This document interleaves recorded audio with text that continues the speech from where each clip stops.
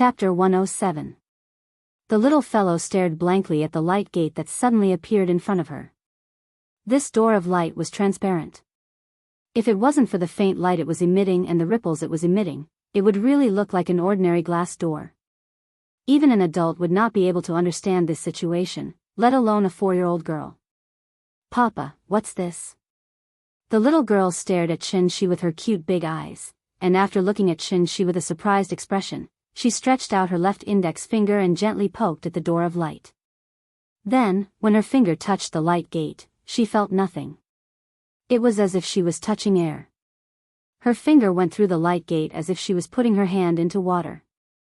The surface of the water kept shaking, and her fingers started to shake as well. The light gate shook, and so did her finger. The little fellow was amused. She stretched out her finger and kept poking the light gate. She felt nothing, but when she saw her finger rippling with the ripples, she giggled happily. Looking at her happy little face, Chin-Shi couldn't help but ask with a smile, "Do you like it?" "I like it. It's so fun." The little fellow giggled and lay on Chin-Shi's arm. Then she raised her head high, and her little chin was almost in the sky. "Papa will take you in to play, okay?" "Okay." The father and daughter quickly reached a consensus. Then Chin-Shi looked back at Qin Shueching and asked with a smile, "What about you? Do you want to go with us?" Qin Shueching looked at him in a daze. This mountain guarding formation was left by the ancient sages. How could it fail? Chin-Shi looked at her strangely. Seeing that she didn't speak, he stepped directly into the light gate with the little fellow in his arms. "Wait. I'll go with you." At this time, Qin Shueching suddenly reacted and ran after him. "I'll take you in. But you'd better leave her here. Don't you still have a monster? If you let this monster keep an eye on her, there shouldn't be any problem.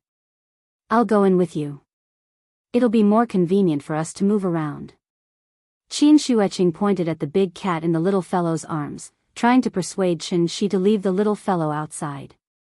Hearing this, Chin-Shi gently shook his head and answered with certainty, "Ying is my wife and Nian-Nian's mother. Since it's to bring her mother home, how can she be absent?" After that, Chin-Shi lowered his head and glanced at the little fellow. Although the little fellow did not understand the meaning of Qin Shueching, she understood the meaning of Chin-Shi's words. Therefore, she immediately said excitedly, "I want to take Mama home." As she spoke, the little girl seemed to be a little embarrassed.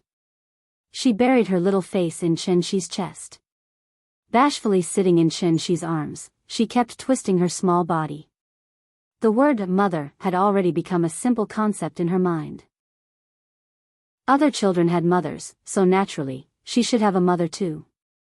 This was all she knew about her mother. Although she was a little unfamiliar with it, she still had some desire. Chin-Shi touched the little fellow's head and smiled at Qin Shueching. He carried the little fellow and walked straight to the valley in front. Qin Shueching's expression was a little uncertain.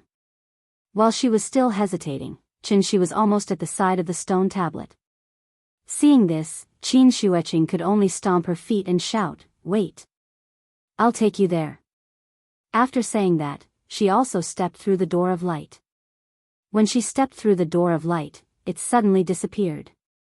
Qin Shueching looked at the original position of the light door with a complicated expression. After shaking her head, she quickly caught up with Chin-Shi.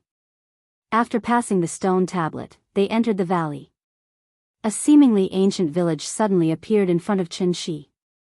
It was as if it was recorded in the peach blossom spring. After dozens of steps, it suddenly became clear. The land was flat, and the houses were upright.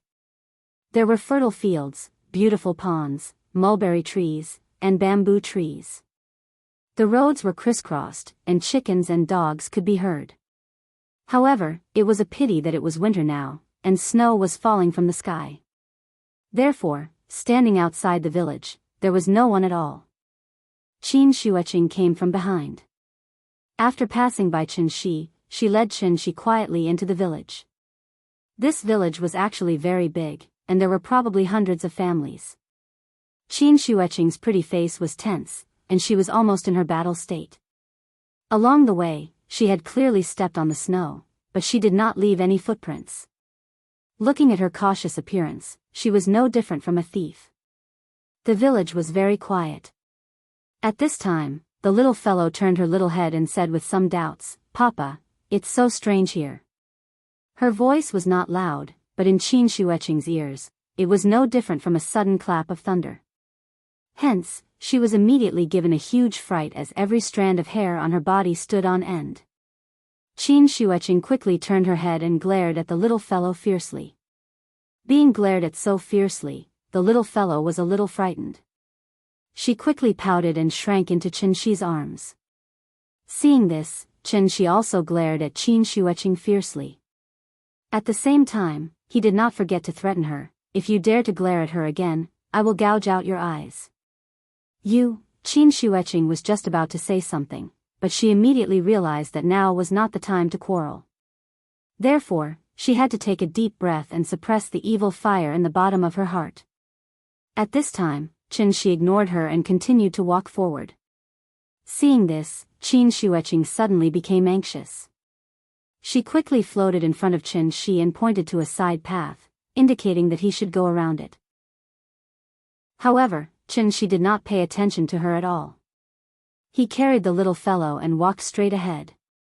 There was a large square in the center of the village.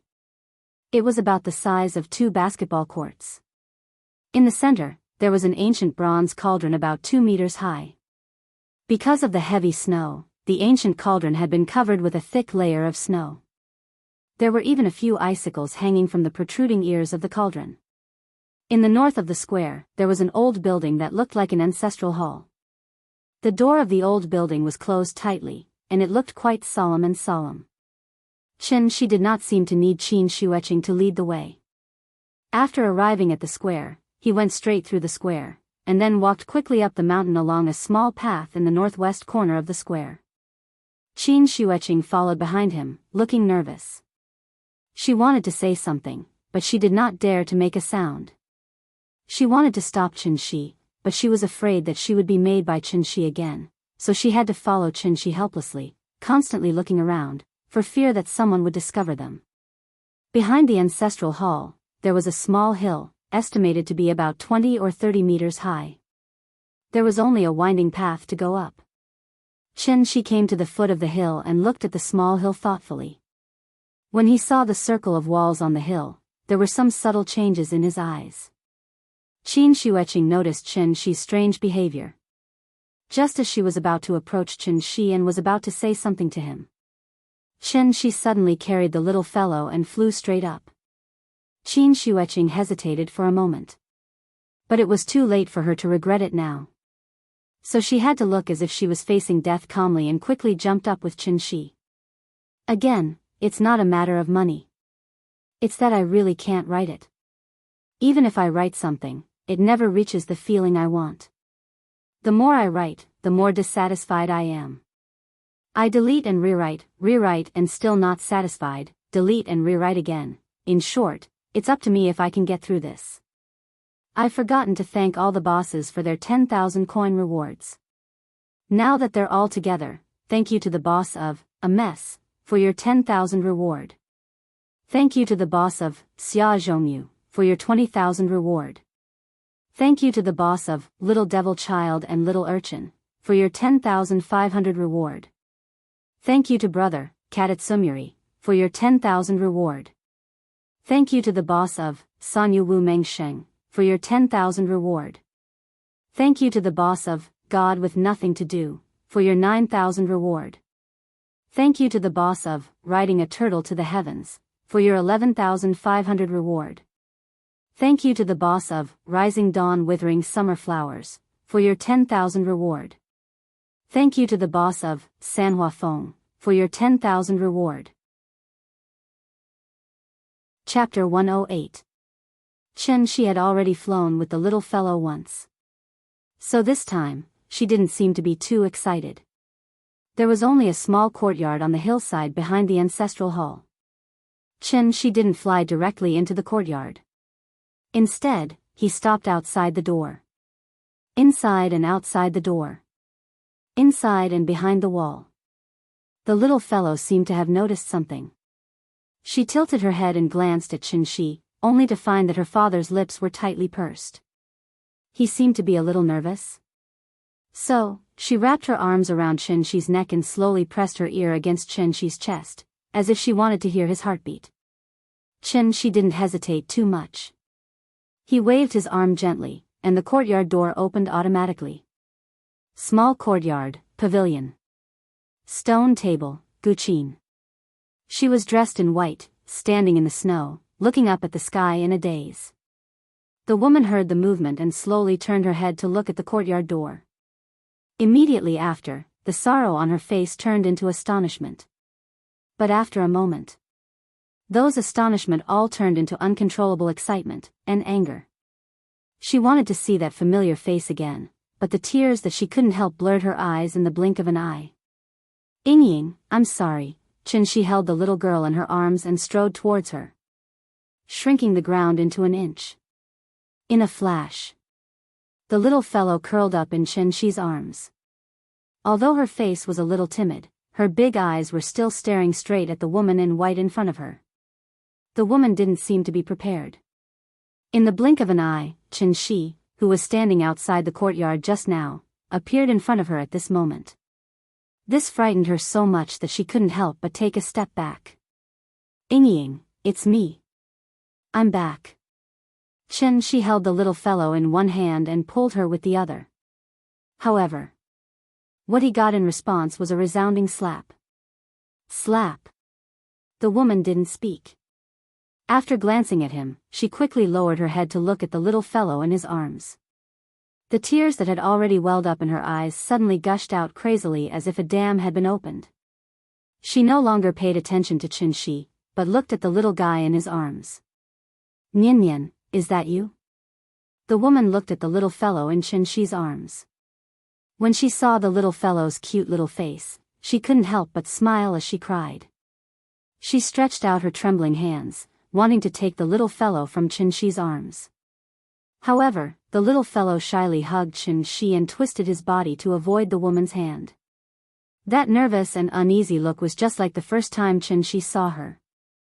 When the woman saw the little fellow's confused and nervous expression, she felt as if her heart had been ruthlessly stabbed by a knife. That heart-wrenching pain was almost unbearable. How can she be a mother if she doesn't raise her child? That was why her daughter was so unfamiliar with her when she was already so old. This was retribution. Seeing this, Qin hurriedly said to the little fellow, Nian, call me mommy. Do you remember what mommy looks like? Do you remember that you've been looking at family photos every day? Think about it. This is mommy. The little fellow clutched Qin's clothes tightly. She looked uneasily at the crying woman in front of her.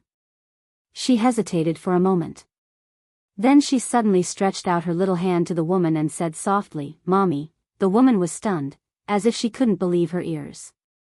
Seeing this, the little fellow raised her voice and shouted again, Mommy, hug. The woman trembled and stretched out her hands again. And this time, the little fellow took the initiative to reach out her hands to her. She stiffly took the little fellow from Qin's arms. The little fellow wrapped her arms around her neck. Seeing that her tears were still flowing, she stretched out her little hand to wipe her face and said very sensibly, Mommy, don't cry. You won't be beautiful if you cry. The woman stared blankly at the little fellow, quietly feeling the warmth from her hands, but her tears still fell uncontrollably. The little fellow wiped her tears. Seeing that she was still crying, she wrapped her arms around her neck and leaned on her body, saying softly, Mommy is a great beauty. Don't cry. You won't be beautiful if you cry. If Mommy isn't beautiful, I won't be beautiful when I grow up. The child was so sensible. The woman suddenly broke down. She hugged the little fellow tightly and slowly squatted on the ground. Her crying was so heart-wrenching, as if she was a Xianglin sister-in-law whose child was taken away by a wolf. It was so sad that it could break one's heart. The little fellow was very sensible. She hugged the woman and comforted her, Mommy, don't cry, don't cry. As she spoke, she used her little hand to gently pat the woman's back. Qin stood silently by the side, looking at his lover's crying appearance. He couldn't help but have mixed feelings. Time had faded her immaturity and draped her with a trace of vicissitudes of life. He couldn't avoid that slap. Chin Roying. Chin Roying. Perhaps the little fellow's comforting words were effective. The woman gradually stopped crying. After calming herself down, she gently let go of the little fellow. Then, she held her hand and stood up again. Her eyes were slightly red, and when she looked at the little fellow, her eyes were filled with love. But when she looked at Chen Shi, her gaze became very complicated. After hesitating for a moment, she said softly, "Why do you want to leave?" Her voice was very soft, and it sounded as if there were no emotions. Chen Shi's heart immediately rose to his throat. After hesitating for a moment, Chen Shi suddenly formed a seal, then lightly tapped the woman's forehead. The woman was stunned. Then, the huge amount of memories crazily rushed into her mind like a tide. Heavenly Jade World. Heavenly Yen Divine Sect. Servant Disciple. Chen Shi at that time. Hesitation, struggle, helplessness, loss, but most of all, pain. It seemed like a simple move, but because Chen Shi forcefully used his soul, he immediately suffered a backlash, and he couldn't help but let out a muffled groan. After hearing Chen Shi's groan, Chin Roying immediately reacted and hurriedly shouted, "That's enough." Seeing him in pain, she couldn't help but cry anxiously. Chen Shi's first few years of memories in Heavenly Jade World also made her finally understand, what exactly had he experienced all these years. "I miss you so much." Chin Roying threw herself into Chen Shi's arms, then leaned her head on his chest, and tears fell like rain. Chen Shi gently hugged her. She raised her head and looked at Chen Shi's face, which had become much paler in an instant, and couldn't help but murmur, "Do you know? After you left, I made a wish." Hearing this, Chen Shi could only endure the pain caused by using his soul, and reluctantly asked, "What wish?" "I wish that after leaving for half your life, you'll return as a young man." Her gaze was as clear as that day on Middle Mountain Road. There were tears at the corners of her eyes, but she suddenly smiled. Ying's smile was charming. Seeing this, Chen Shi smiled with her. It was as if he had returned to the summer when he mustered the courage to confess his love. "Everything is as you wish." With that, Chen Shi gently pulled Chin Roying into his arms. He lowered his head and gently kissed those two slightly cold red lips. This kiss was 5 years apart. This kiss was 500 years apart. "From now on, I only wish to be with you for the rest of my life." Qin Shueching stood outside the courtyard, not daring to enter. When she saw the two of them kissing, she seemed to finally understand something. 2 lines of clear tears kept falling down her cheeks, but the corners of her mouth raised slightly. But at this moment, an angry voice suddenly sounded. "Yuan Qin, what are you doing?" The smile on Qin Shueching's face immediately disappeared. She retreated to the courtyard, somewhat afraid. And this also alarmed the two of them who were having an intimate moment in the courtyard. Seeing this, Qin Roying suddenly remembered something, and hurriedly pulled Chen Shi to the house next door. "Quick, take Nian Nian and leave first." At this moment, her face was full of panic, and there was no trace of happiness and sweetness on her face. However, at this moment, Chen Shi gently held her hand and said very gently, "Don't be afraid, I'm here." Qin Roying still wanted to say something, but Chen Shi pulled her into his arms and blocked her words with his mouth. "Papa, you're shameless. Shame, shame, shame." The little fellow was held by Qin Roying. As soon as she saw Chen Shi kissing her again, she immediately giggled excitedly. "Are you crazy? Why are you still here?" Qin Shueching suddenly rushed over and tried to push Chen Shi away. But before she could get close, she had been restrained by Chen Shi again. Then, Chen Shi gently let go of Qin Roying, and then asked very seriously, "Since I'm here, I must take you home today. Ying, do you believe me?" Qin Roying was stunned for a moment. However, she quickly nodded her head and replied solemnly, "I believe you." Chen Shi gently touched her face, and then bent down to pick up the little fellow. He held the little fellow in his left hand, and held Shin Ruoying in his right hand. The family of 3 faced the gate of the courtyard like this. There were more and more people outside the courtyard. In the end, even an old man with white hair and beard was alarmed. As soon as the old man walked into the courtyard, he saw Chen Shi's unfamiliar face. And when he saw the little fellow in Chen Shi's arms, he couldn't help but change his expression greatly. He pointed at the little fellow and scolded sternly, "Who is she?" Chen Shi silently looked at everyone in front of him. Finally, his eyes stopped on the old man. Then, he turned to the big cat and said, "Big cat." The big cat had been squatting nearby and watching the fun. After hearing Chen Shi's voice, it immediately jumped out and responded with a meow. "Get the carriage, meow." The big cat tilted its head, as if it didn't understand. "Let's go home." His voice was as loud as a bell and as loud as thunder. The negative emotions that had accumulated for more than 500 years finally broke out at this moment. This is the last chapter before the release. The next chapter will be released on January 1, 2018 at 5 o'clock. After the female lead comes out, I think I still have a conscience. It's still the same sentence. Don't force people to donate monthly votes, and let fate decide. Everyone has a difficult time. If you have money, you can help others, but if you don't, you can help others. Friends who watch pirated versions, remember to come back and give me 2 recommendation votes. It's a kind of support. As for those who don't have anything and still want to talk nonsense after watching it for free, forget it, I won't say it. This chapter's BGM, The Snow Between the Eyebrows, Sword Net San's love song, was changed into an official video by Sword Net San. Countless people cried after listening to it. I strongly recommend you to listen to the story version, not the pure song version. I'm in Shuangming Town, my name is West Window White Pure Yang. But I miss you, it's useless to know. Not throwing you away, but finding you in dreams. After waking up, I'm on the balcony with dreams. West Window White, the cold moon, a yard full of snow. The first chapter, the sword has not been properly equipped, but I'm already in Jianghu, and, the second chapter, the wine is still warm, but I don't know the universe, to be continued.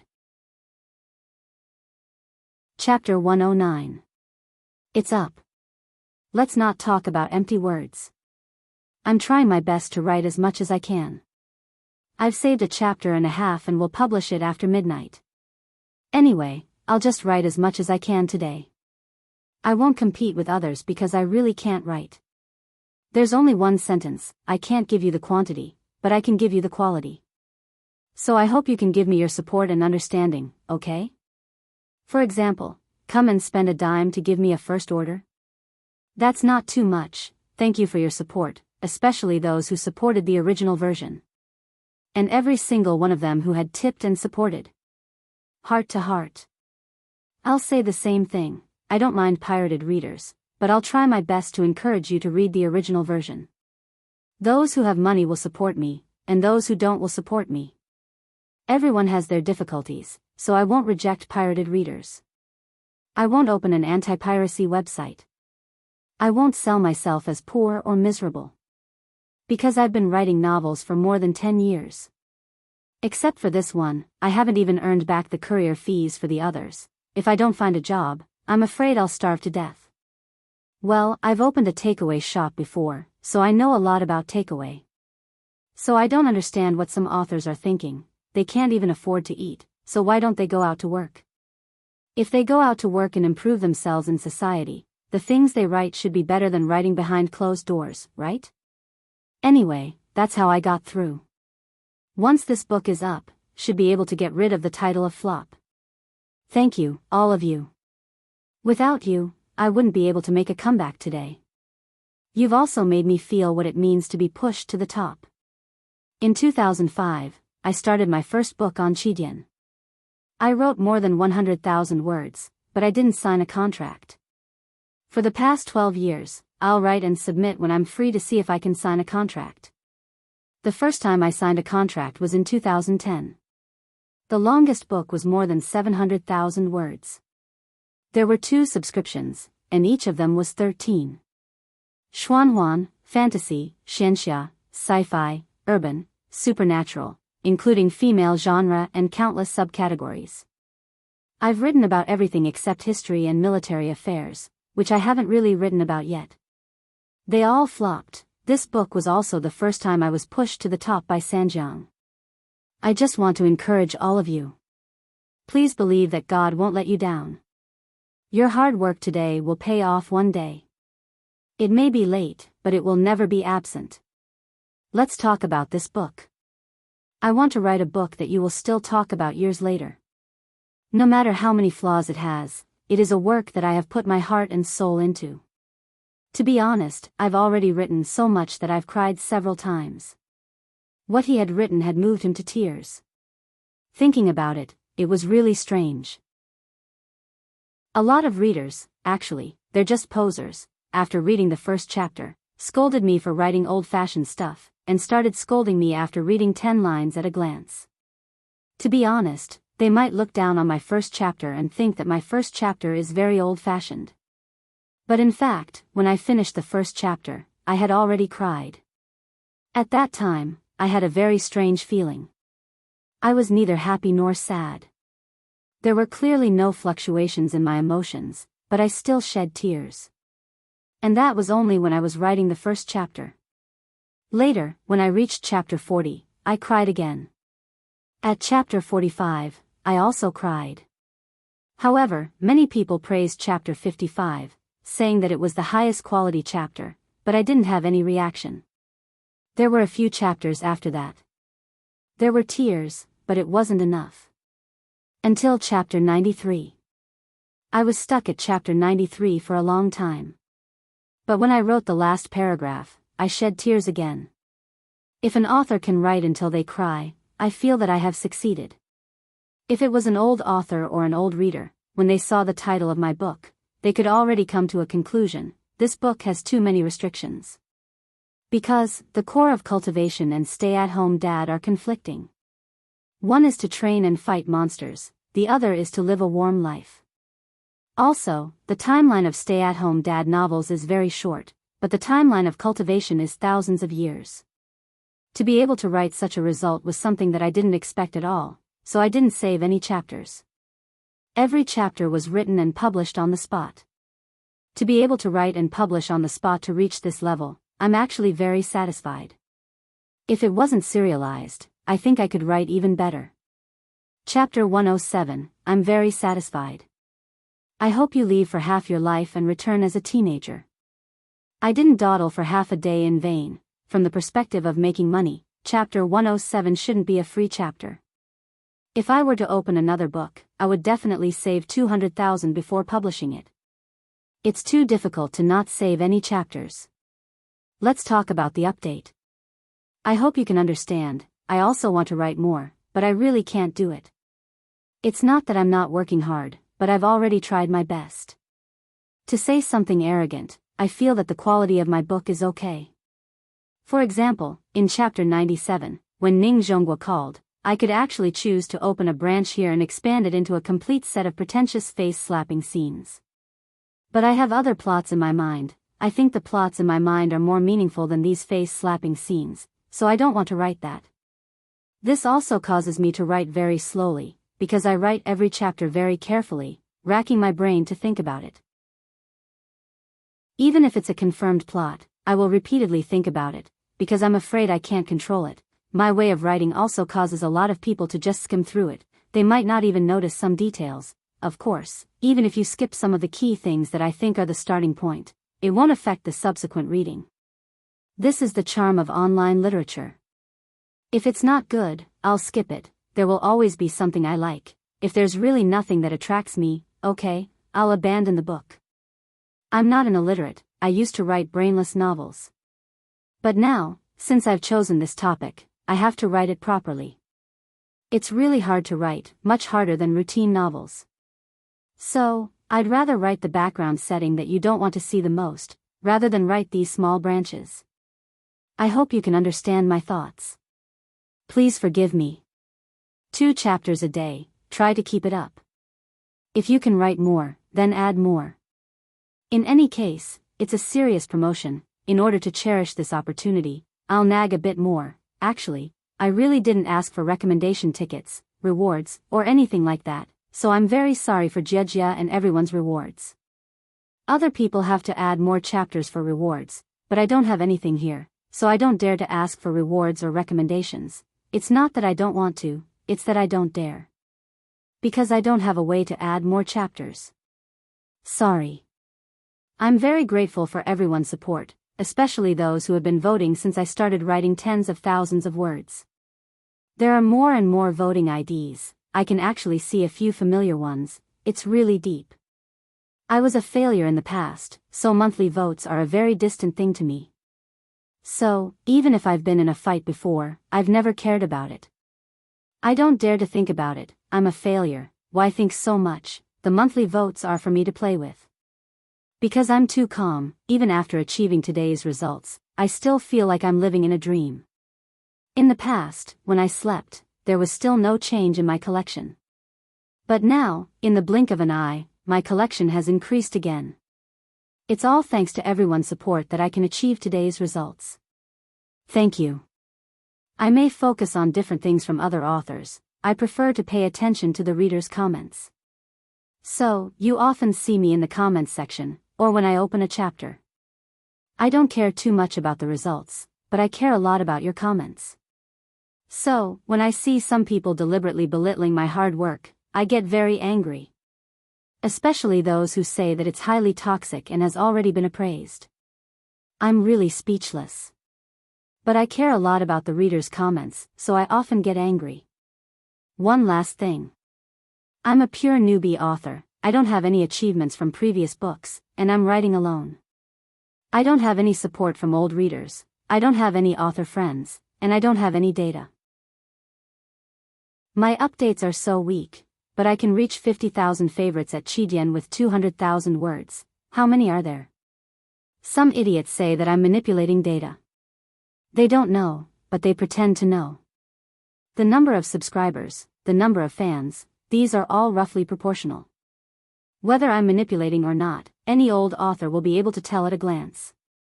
I have such good results, why do I need to manipulate my results to court death? Use your poor brain.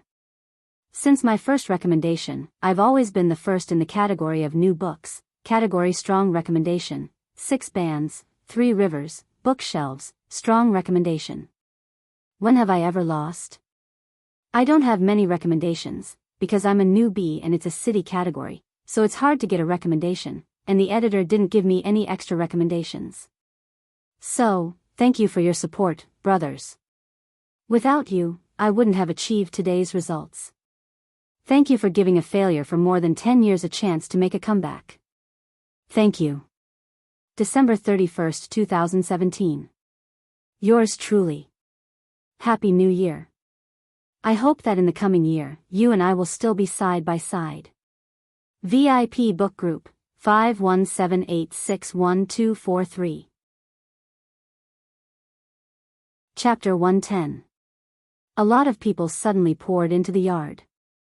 These people were either men or women, old or young. They stood near the gate of the yard, looking at the family of 3 in the yard with unkind expressions. An old man with white hair and beard pushed the crowd out. When he saw Chen Shi holding the child in one hand and holding Qin Ruoying in the other, he was so angry that even his beard trembled. The old man's eyes flashed with a trace of fierceness. He pointed at the little fellow and said angrily, "Who is she?" In fact, did he still need to ask? So no one answered his question. Chen Shi held Qin Ruoying's hand. He felt that Yingying's hand was a little cold. So he gently squeezed her hand, indicating that she should not be afraid. Although encouraged by Chen Shi, Qin Ruoying still did not dare to look at the old man directly. She lowered her head slightly and bit her lips tightly. She seemed to be a little scared. After the old man finished asking, he kept staring at Qin Ruoying. However, Qin Ruoying did not dare to look at him at all. This also made the old man so angry that his beard trembled. When he pointed at Qin Ruoying and was about to scold her, Chen Shi suddenly turned to the big cat and said, "Big cat, get the carriage, let's go home. His voice was as loud as a bell and as loud as thunder. The big cat heard the voice and got up. It immediately jumped to Chen Shi's side, and its body expanded rapidly. The deep cloud ink leopard showed its fangs. This sudden change also startled the old man, and a trace of surprise appeared on his face. He looked at the big cat and said with some surprise, "Monster?" The big cat suddenly changed back to its original form, and many people at the gate of the yard were frightened. Some people even immediately left the yard. However, the old man was only stunned for a moment. Then, he suddenly burst out laughing. "Our village has never had a mountain guardian spirit beast. This old man has been traveling for more than 10 years but still couldn't find one. I didn't expect that today, I would find it so easily." The big cat crouched beside Chen Shi's feet and assumed a pouncing posture. This old man made it very unhappy, so it immediately roared at the old man, "Meow." The old man laughed and took a step forward. But at this time, a figure suddenly flew over from the mountain. After a few twists and turns, the figure suddenly appeared in the open space in the center of the courtyard. This was a middle-aged man who looked to be in his 40s. His temperament was refined, and he had a scholarly air about him. Third uncle. After the man arrived, he respectfully bowed to the old man. The old man glanced at him with some displeasure, but he still stopped. He flicked his sleeve and scolded, "Look at your good daughter." Hearing this, the middle-aged man slowly turned around and looked at Chen Shi. After seeing him turn around, Qin Ruoying couldn't help but shout nervously, "Dad!" The man was Qin Yongyan. Qin Yongyan silently looked at Qin Ruoying, and then looked at Chen Shi. Finally, his eyes fell on the little fellow in Chen Shi's arms. The little fellow was lying in Chen Shi's arms. Seeing Qin Yongyan looking at her, the little fellow was embarrassed and hid her little face in Chen Shi's arms. There were too many people here, and the little fellow had learned to be afraid of strangers. Qin Yongyan was silent for a long time. Then he sighed deeply, looked at Qin Ruoying with a complicated expression, and asked softly, "Yingying, is this your child? How old is she?" Qin Ruoying didn't speak. Chen Shi smiled and said, 4.5 years old. She will be 5 years old in summer.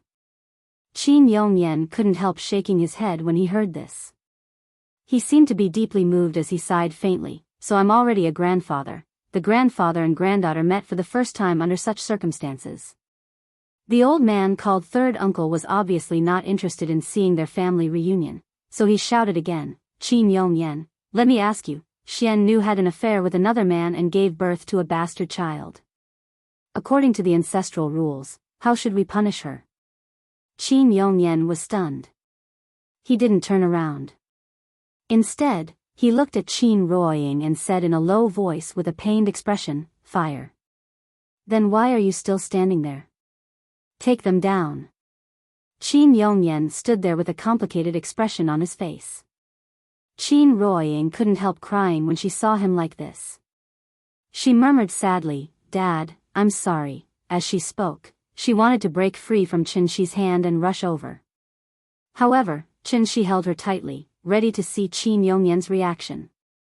Although the person in front of him was his father-in-law.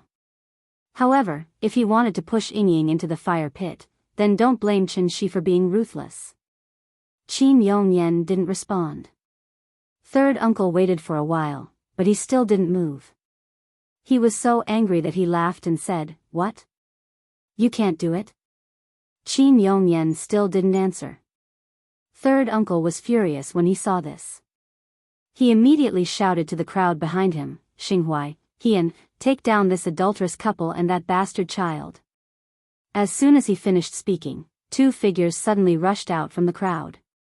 "Old Qin, third uncle has given the order. Sorry to offend you."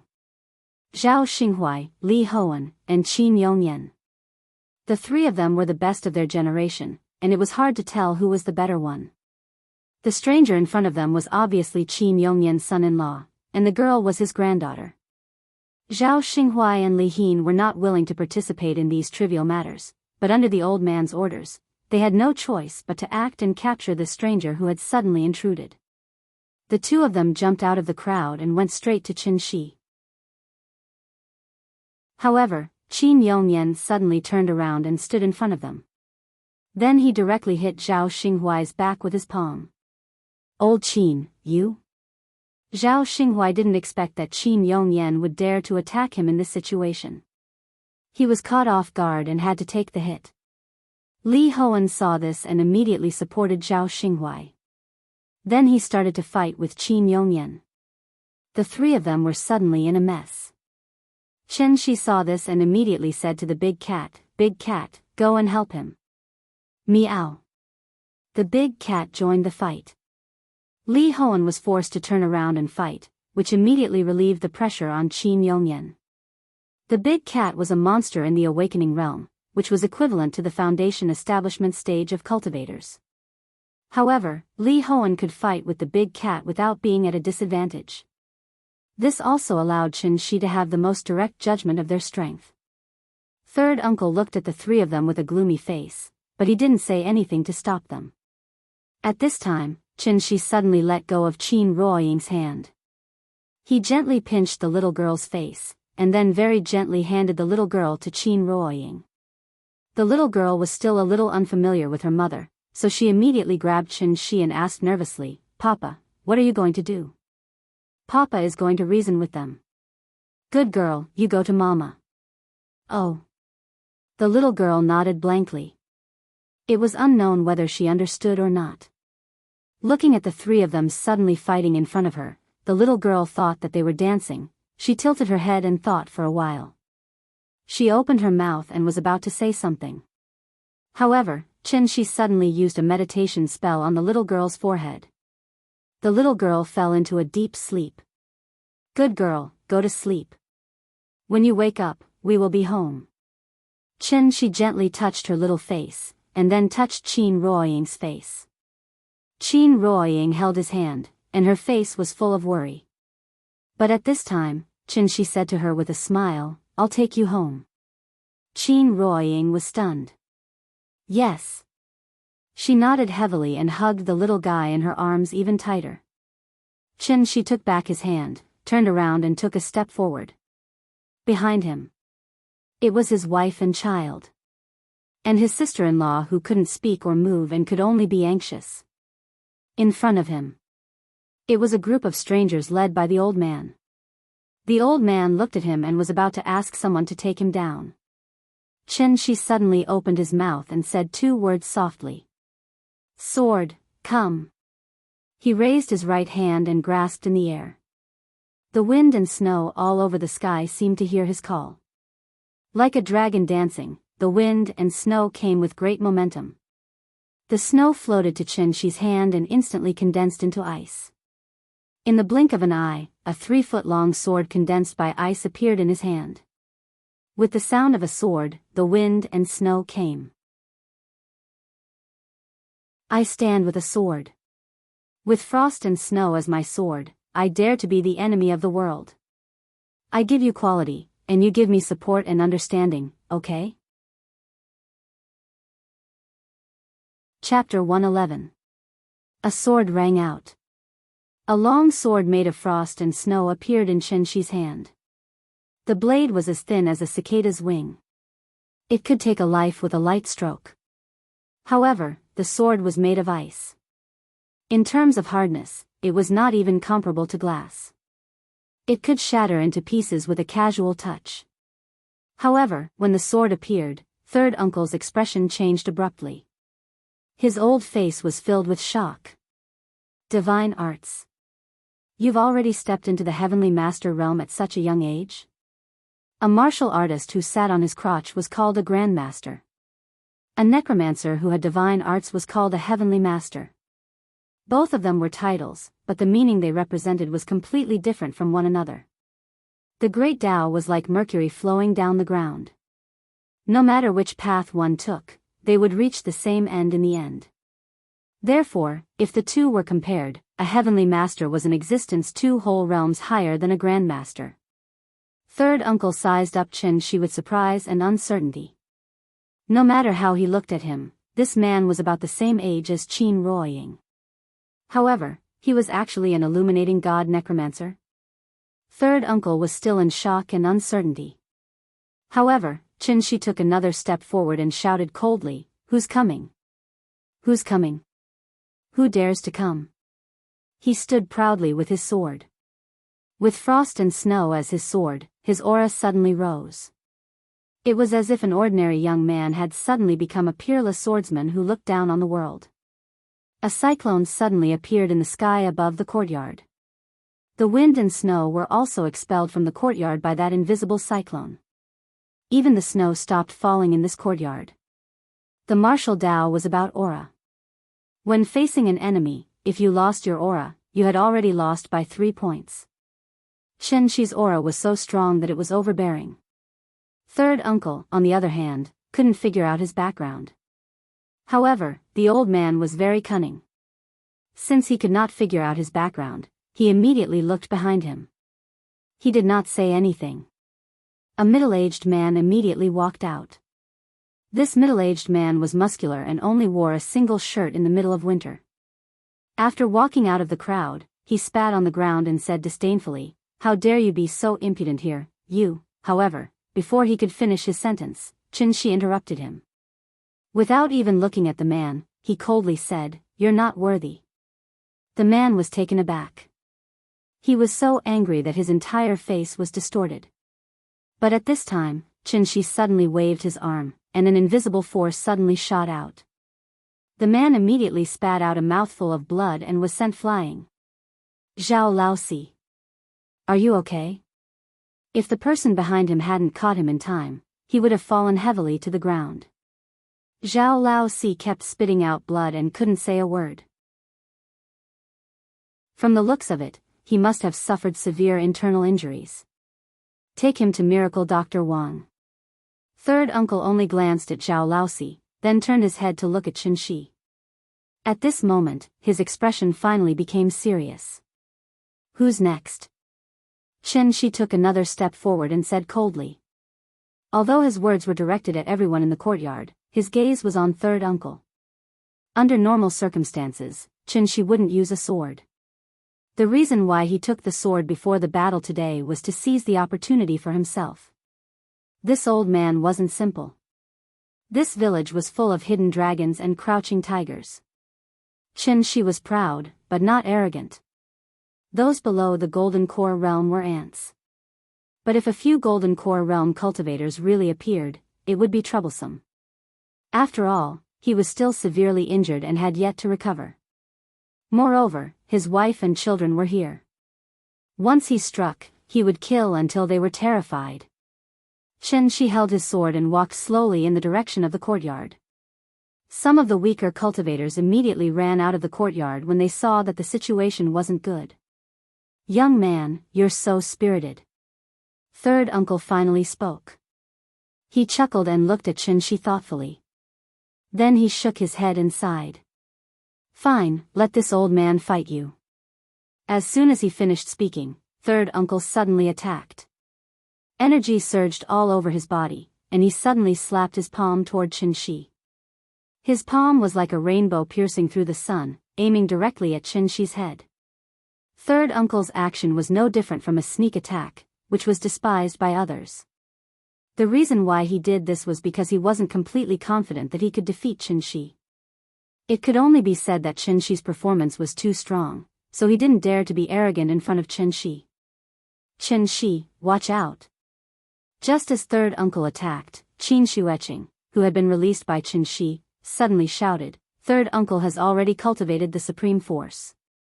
He's above the master realm." However, third uncle's movements were extremely fast. As soon as she spoke, third uncle had already slapped toward Qin Shi's head. He chose a very clever position. He was standing in front and left of Qin Shi. Qin Shi was holding a sword in his right hand, and his left side was wide open, full of flaws. Looking at Qin Shi, who was so close to him, a cold light flashed in third uncle's eyes.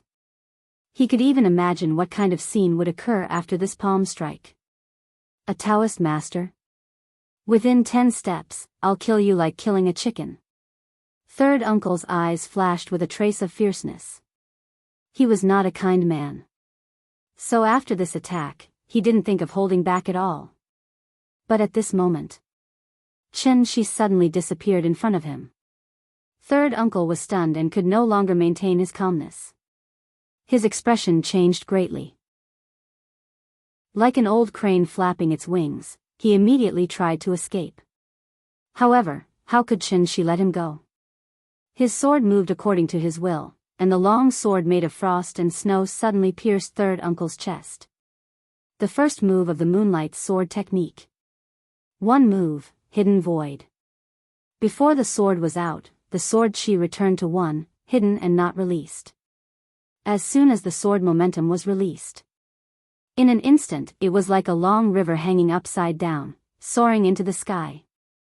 The tip of the sword first pierced through third uncle's protective shield, which could only be condensed by a martial artist in the gang realm. The so-called impenetrable protective shield was like a glass cover at this moment, and was immediately pierced by Chen-shi's sword tip. In the blink of an eye, it turned into white gas and dissipated in all directions.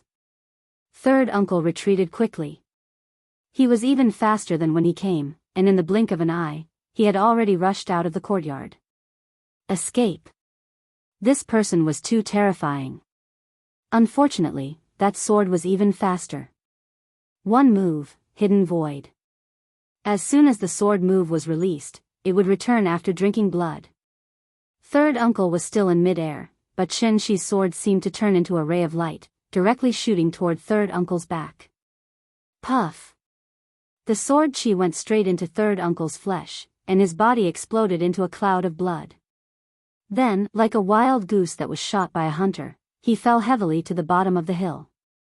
There was a dead silence. Even Qin Ruoying was frightened by Chen-shi's killing intent, and could not help but reach out to grab his clothes. No wonder he wanted Ninian to sleep. It turned out that he was going to kill third uncle. A few of the smarter ones immediately reacted, shouting third uncle's name, and rushed out to look for him. This change came too suddenly. The two people who were fighting Qin Yongyan and Big Cat immediately jumped out of the battle and retreated directly to the courtyard door. Big Cat wanted to chase after them, but Chen-shi stopped him in time. Big Cat, come back. Meow. Qin Yongyan stared at his cheap son-in-law in front of him, dumbfounded. That was third uncle. And Gang Realm Great Grandmaster. He could not even take one move of his sword. Chen-shi did not notice his father-in-law's expression. Chapter 112. In fact, Chen-shi didn't want to kill them all. He wanted to kill them until they were terrified. What bullsh asterisk t ancestral behest? What bullsh asterisk t? Burning Ying with a gun? Then I'll burn all of you first. At this moment, the murderous look in Chen-shi's eyes was enough to make people retreat 3 feet away. After he hit third uncle with his sword, the group of people in the courtyard who were watching the show all left the courtyard. They came quickly and retreated even faster. Chen-shi didn't stop at all. He took another step forward and shouted coldly, "Who else?" He glanced at everyone who dared to show their faces. Everyone who made eye contact with him would quickly look away. They didn't dare to look at him for more than a second. Even Zhao Xinghuai and Li Hoan, who were fighting with Qin Yongyan, had retreated to the entrance of the courtyard. They guarded the entrance nervously. Third uncle couldn't even take one move from him. No one dared to stand up. Chen-shi waited for a while.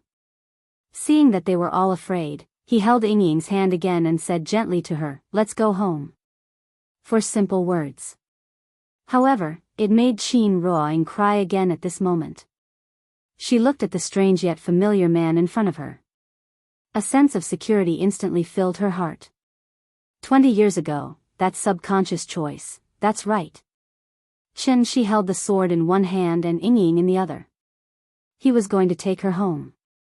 On their way home, he would kill anyone who stood in his way. He would kill anyone who stood in his way. However, just as Chen-shi's aura was at its peak, an old voice suddenly came from the sky. Yes, it came from the sky. "Young man, since you're already a heavenly master, why are you so angry? I've seen a heavenly master before. His temperament was also impressive. This voice seemed to be everywhere, penetrating every nook and cranny. After hearing this voice, the people outside the courtyard were shocked. They kept turning their heads to look for the source of the voice. Hearing this, Chin-shi couldn't help but snort angrily. He gently squeezed Yingying's soft hand, then let go of her hand. Stop pretending to be mysterious. Kill the young and the old will come. Chin-shi took another step forward and protected Yingying behind him. Then, he raised his head slightly and looked in the direction of the ancestral hall. Then, Chin-shi suddenly looked up to the sky and roared, "Since you want to fight, come out. Come at me together so that I don't waste my time."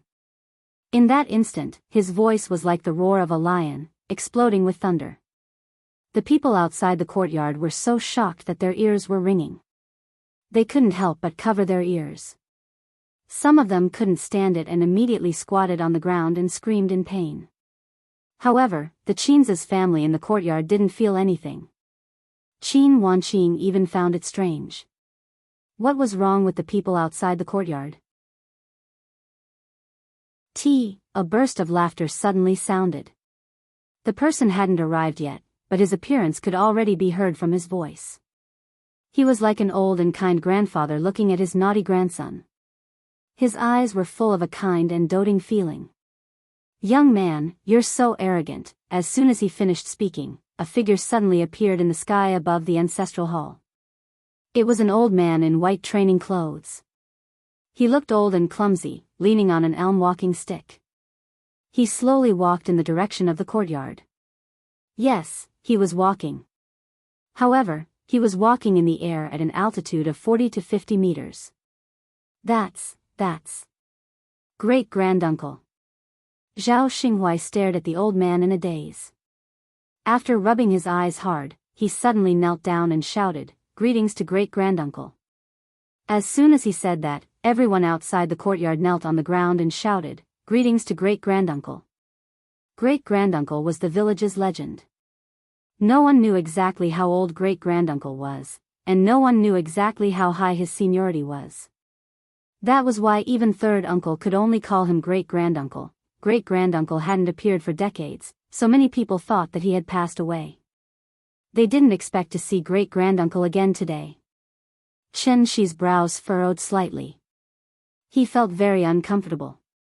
Because he couldn't stand this kind of old bastard who was still unwilling to turn into dust despite the decadent feudal tradition. "I don't care what Elysium or Xian Nu you are. If you want to burn Yingying to death, then you're going against me." Thinking of this, Chen-shi couldn't help but snort angrily. Then, he picked up his sword and walked towards the old man step by step. It was as if he was playing in Mount Tai. With every step Chen-shi took, it was as if he was stepping on a new level. However, there was nothing under his feet. He was walking in the air. He was ascending to the sky. Grand Elder Gongjing greeted the juniors outside the courtyard with a smile. When he saw Chen-shi walking in the air from the courtyard, the kind smile on his face slowly disappeared. "Celestial being?" Great-granduncle leaned on his walking stick and couldn't help but ask in surprise, "You've already become a celestial being?" Above the celestial master level was the condensing pill. Only after the condensing pill could one become a celestial being. Chen-shi walked in the air and stood in front of great-granduncle. One was old and one was young. One was holding a sword, and the other was leaning on a walking stick. They just stood in the air. Chen-shi acted as if he didn't hear great-granduncle's exclamation. Instead, he asked, "I only have one question." Great-granduncle took a deep look at him, then laughed and said, "Please go ahead." Chen-shi's current state had forced him to put this young man in the same position as himself. Hearing this, Chen-shi suddenly laughed. "You beat the young one, and the old one comes. Why don't you come together? Do you have anyone above you? If you do, just call them out. I'm in a hurry." After that, Chen-shi stood with his hands behind his back and the tip of his sword slanted. Frost and snow as a sword. Shining brightly. Great-granduncle didn't say anything. At this moment, his eyes became a little gloomy. Since third uncle came in, Qinshi's momentum had been rising. Before the fight, great-granduncle already had a trace of fear in his heart. That was momentum. Winning with momentum, winning before the fight. This young man was really terrifying. Great-granduncle looked at Qinshi expressionlessly, as if he was thinking about something. After thinking for a while, he suddenly chuckled. Young man, it's good to have spirit, but have you ever thought that if you lose today, even if you only lose by one move, what will happen to you, your wife, and your children? How vicious this old bastard was. After hearing this, even with Qinshi's self-confidence and composure, he couldn't help but look back at his wife and children in the courtyard. Almost without any hesitation, he raised his left hand and grabbed in the air. The wind and snow suddenly became stronger. In just a moment, hundreds of frost swords condensed around him. Qinshi waved his left hand. The densely packed frost swords suddenly flew towards Qin Ruoying, who was in the courtyard. Buzz, the long swords broke through the ground, bringing with them a burst of crisp sounds. With Qin Ruoying as the center, the dense frost swords were inserted into the ground one after another. Chapter 113. Frost and snow were the swords, and the swords were the array. Hundreds of frost swords were densely inserted into the ground, surrounding Qin Ruoying, who was holding the little fellow. If one looked from the sky, one would find that these swords were not randomly inserted. The position of each frost sword contained a certain truth of heaven and earth. Qin Yongyan was his father-in-law, and Qin Shueching was his sister-in-law. These were all people closely related to Yingying, so Qinshi conveniently included them. In this big village, Yingying seemed to have only 2 relatives left. Setting up an array required distraction. And this was actually the real purpose of great-granduncle. Would he really be so kind as to remind Qinshi to protect his wife and child? Obviously not. Great-granduncle was just breaking Qinshi's momentum. He grasped the lifeline and broke the momentum with one word. Even a snake should be hit where it hurts, let alone a person. In great-granduncle's eyes, Qinshi came leisurely in the sky with a shocking sword momentum. Qinshi's own momentum had reached the realm of perfection. Just like Shimen Shueshue on the top of the Forbidden City, one man with one sword, his momentum was natural. But Qinshi was not Shimen Shueshue after all. He was more like Yiguqing with a fatal weakness. That was, Yingying and Ninian. Great-granduncle cleverly grasped Qinshi's weakness. So he broke his momentum. Great-granduncle couldn't figure out Qinshi's realm. But that was not important.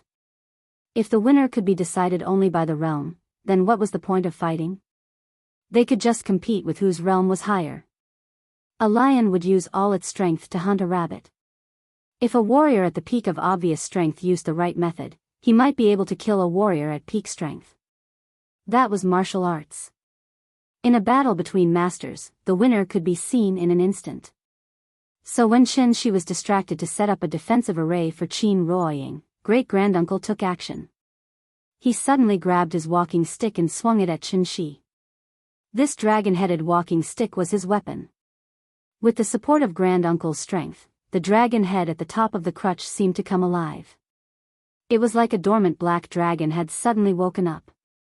Wrapped in a streak of white light, it suddenly blasted toward Qinshi with shocking power. Hibernating dragon, roaring 1,000 mountains. The clouds in the 8 directions moved, and the 4 directions surrendered. Granduncle's sneak attack was very sudden. Qinshi had turned around to set up the formation and had not yet turned around. He struck out with his staff, aiming at the back of Qinshi's head. It was no different from third uncle's previous behavior. However, he was a little smarter than third uncle. He knew that he had to break the momentum and cause his opponent's mind to be disturbed before he made his move. However, no matter how astute great-granduncle was, he was still wrong about one thing. That was, he had underestimated Qinshi's strength. It was not an overestimation, but a far underestimation. The obvious strength stage could indeed kill the transforming strength stage. However, it was impossible for a golden core cultivator to kill a semi-god realm warrior. Even if he was just a semi-god realm warrior who had not recovered from a serious injury. Therefore, just as the dragon-headed walking stick was about to hit Qin, a long sword suddenly appeared in front of Grand Uncle. Ding! The frost sword went from bottom to top. The seemingly fragile blade blocked Grand Uncle's dragon-headed walking stick. Because they were too close, Grand Uncle could even see every fine line on the frost sword. He widened his eyes. The energy in his body was surging, and his sleeves were fluttering. Just a little bit more. He would be able to break this frost sword soon. However, no matter how hard Grand Uncle tried, the frost sword was like a pillar holding up the sky, between him and Qin. At this time, Qin had finally finished setting up the formation. With the infusion of true essence, the blade of the frost sword suddenly burst out a strong golden light. He turned to look at Grand Uncle. "Since you are tired of living, I'll send you on your way." As soon as he finished speaking, Grand Uncle was shocked. He suddenly realized that a huge threat was coming. Seeing this, Grand Uncle immediately withdrew his dragon-headed walking stick and then struck a pose. The dragon tail was entrenched, the dragon head was raised to the sky, and he held the walking stick in front of him with both hands. The guard technique, coiling dragon in the abyss, motionless as a mountain. And the moment he struck the pose, the tip of the sword condensed by frost and snow also stabbed toward him.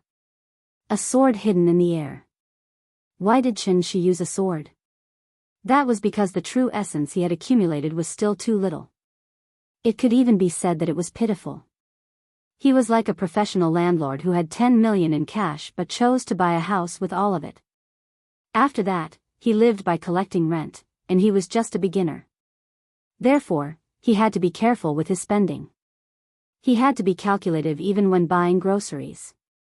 He didn't look like a multi-millionaire at all.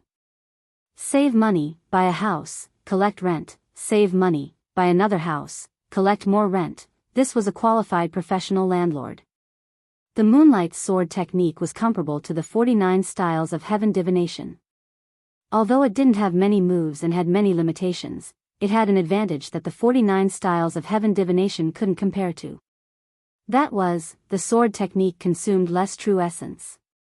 And this was the fundamental reason why Grand Uncle could still jump in front of Qin until now. The long rainbow spirit, a sword hidden in the air. The sword light turned into a golden light and instantly blasted toward Grand Uncle. This sword was coming menacingly. Grand Uncle immediately clenched the dragon staff with both hands and roared, "Rise." His words were the law. A black coiling dragon seemed to be substantial. It transformed into a roar and was about to pounce. Entering the Tao with martial arts, comprehending the truth of heaven and earth, and integrating the spiritual energy of heaven and earth. Grand Uncle was actually a rare peerless master in the world to have practiced martial arts to this level. But it was a pity. The person he met today was Qin. A person who belonged to this world but also didn't belong to this world. Therefore, when the golden light hit the black dragon was immediately shaken to the point of almost falling. At the critical moment, Grand Uncle roared angrily. The primordial qi around him suddenly soared. This also made the black dragon, which should have been on the verge of falling, actually take shape again. He actually took this sword head-on. Qin looked at him with some surprise, but his hand movements didn't stop. Since he took one sword, let's take another. No. It should be 100 swords. The second move of the Moonlight Sword technique, 100 swords, no end. Qin raised his long sword and pointed at Grand Uncle from afar. A gust of cold wind that almost made people unable to open their eyes suddenly blew. In the wind and snow all over the sky, 100 frost swords condensed and took shape beside Qin one after another. Although the number wasn't as many as when he set up the array just now, each sword faintly glowed with golden light. 100 swords floated in the air as if to illuminate the whole world. The man stood in the air, without any emotion in his eyes. This was the last scene that great-granduncle would see in his life. No. Golden light bloomed. It was enough to wipe out some of the darkness in the world. After the 100 swords flew out, Qin turned around and flew back to the courtyard. He let go of the frost sword in his hand gently. The invincible divine sword turned back into the snowflakes all over the sky, sprinkling toward this small ancient village. Qin landed slowly by the side of Qin Ruoying. He reached out his hand and caressed her pretty face, which was a bit cold due to the wind and snow. He then took her hand slowly and said to her gently, "Let's go home." The initial subscriptions of this book have reached 13,000 so far.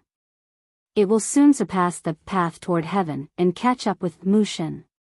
Thank you, I love you. Chapter 114. The little fellow had a very, very long dream. In that dream, there were wonderful magical castles, lively and cute cartoon dolls, and colorful and brilliant magic. It was a very, very long dream. She wanted to ride the roller coaster, but Papa didn't take her. Sister Chang-yi was the best. It was Sister Chang-yi who took her to ride the roller coaster. There were many people riding the roller coaster. The little fellow had ridden it with Sister Chang-yi several times, but she still hadn't gotten tired of it. Where's Papa? The little fellow suddenly thought of Papa, so she sat on the roller coaster and looked around for Papa. Nian Nian. Daddy is here. The little fellow looked in the direction of the voice and suddenly saw her father flying in the sky and greeting her. Papa. She immediately jumped up excitedly and threw herself into her father's arms. Daddy will take you to the sky to pick the stars, okay? Okay. She sat in her father's arms and looked at the roller coaster below her getting smaller and smaller. It flew higher and higher, but she didn't feel afraid at all. Suddenly, a white cloud floated in front of the little fellow's eyes. She pulled off a piece and held it high in her hand. She looked at her father and asked, Papa, is this a cloud? Yes, try it. Is it delicious? Hearing this, the little fellow immediately took the white cloud and took a bite. The sweet taste immediately made her smile until her eyes narrowed. Delicious. Papa, eat it. Nian Nian is so obedient. Delicious. The father and daughter ate the cloud. Suddenly, she woke up from the dream. The light was a little dazzling. The little fellow closed her eyes tightly and moaned for a long time before she finally opened her eyes. Nian Nian, you're awake? A woman's voice came into her ears. The little fellow sat up with the help of the woman, with a confused expression on her face. She rubbed her eyes and glanced at the woman. Then, she suddenly burst into tears with a wah. Papa. Papa, Qin Ruoying was stunned. Seeing this, she immediately walked over from the side. He gently hugged the little fellow in his arms and kept comforting her. Daddy is here, Daddy is here. Hearing that familiar voice, the little fellow slowly stopped crying. She pouted and hugged Qin tightly. It was as if he had been greatly wronged. After comforting her for a while, Qin saw that she was no longer crying.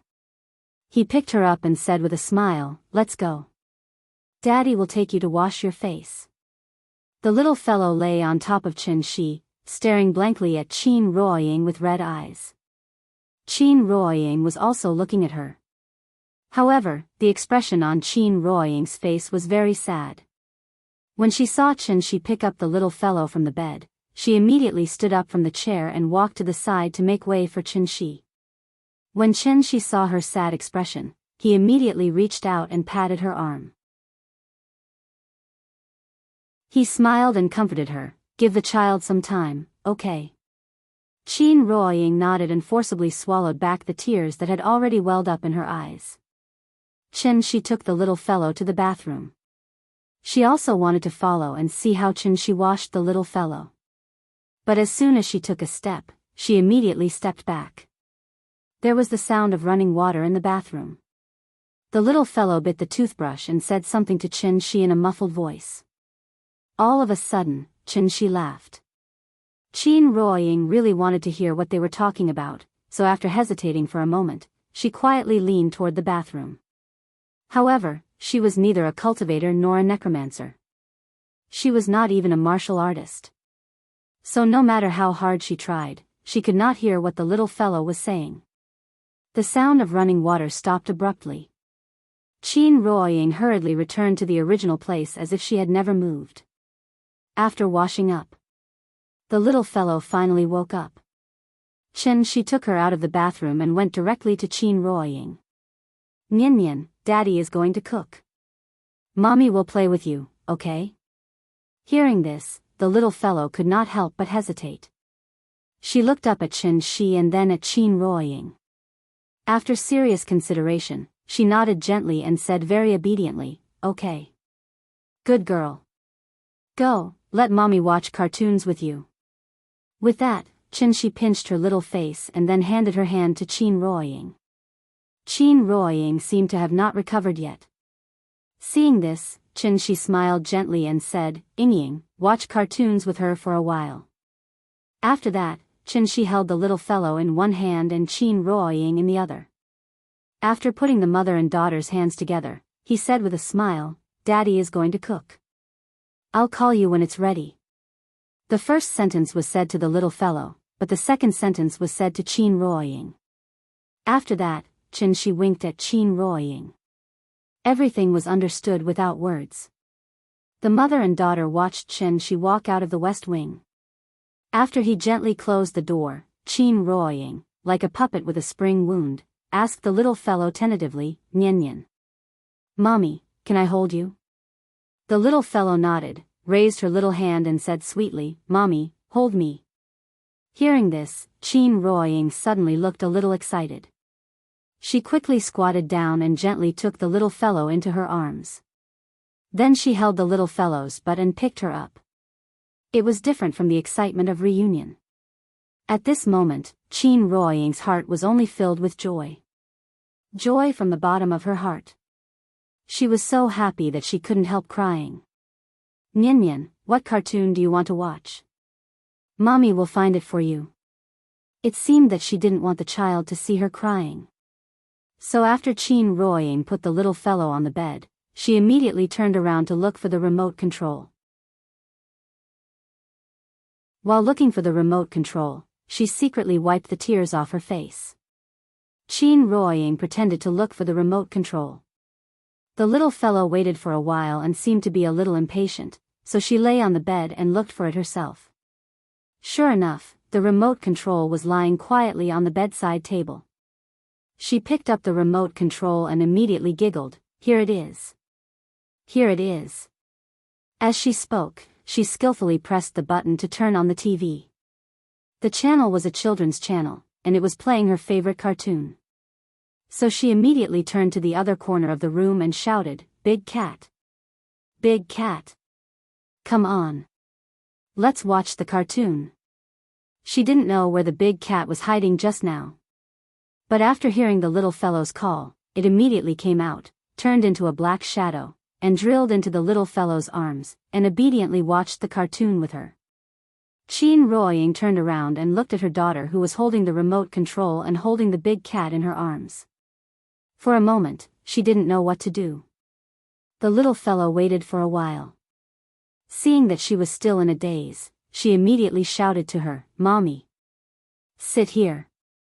As she spoke, she patted the quilt beside her. Qin Ruoying sat on the edge of the bed, but the little fellow seemed to be a little dissatisfied, so she immediately pouted and said, Mommy wants to sit here. Hearing that, Qin Ruoying immediately took off her shoes and sat beside the little fellow. After seeing that she sat down, the little fellow nodded in satisfaction, then directly raised her arm and drilled into her arms like a cat. Mommy, watch the cartoon with me. Okay. Mommy will watch it with you. Outside the house. After hearing the conversation between the mother and daughter, Qin Shi couldn't help but smile slightly. After laughing for a while, he felt relieved and walked to the kitchen.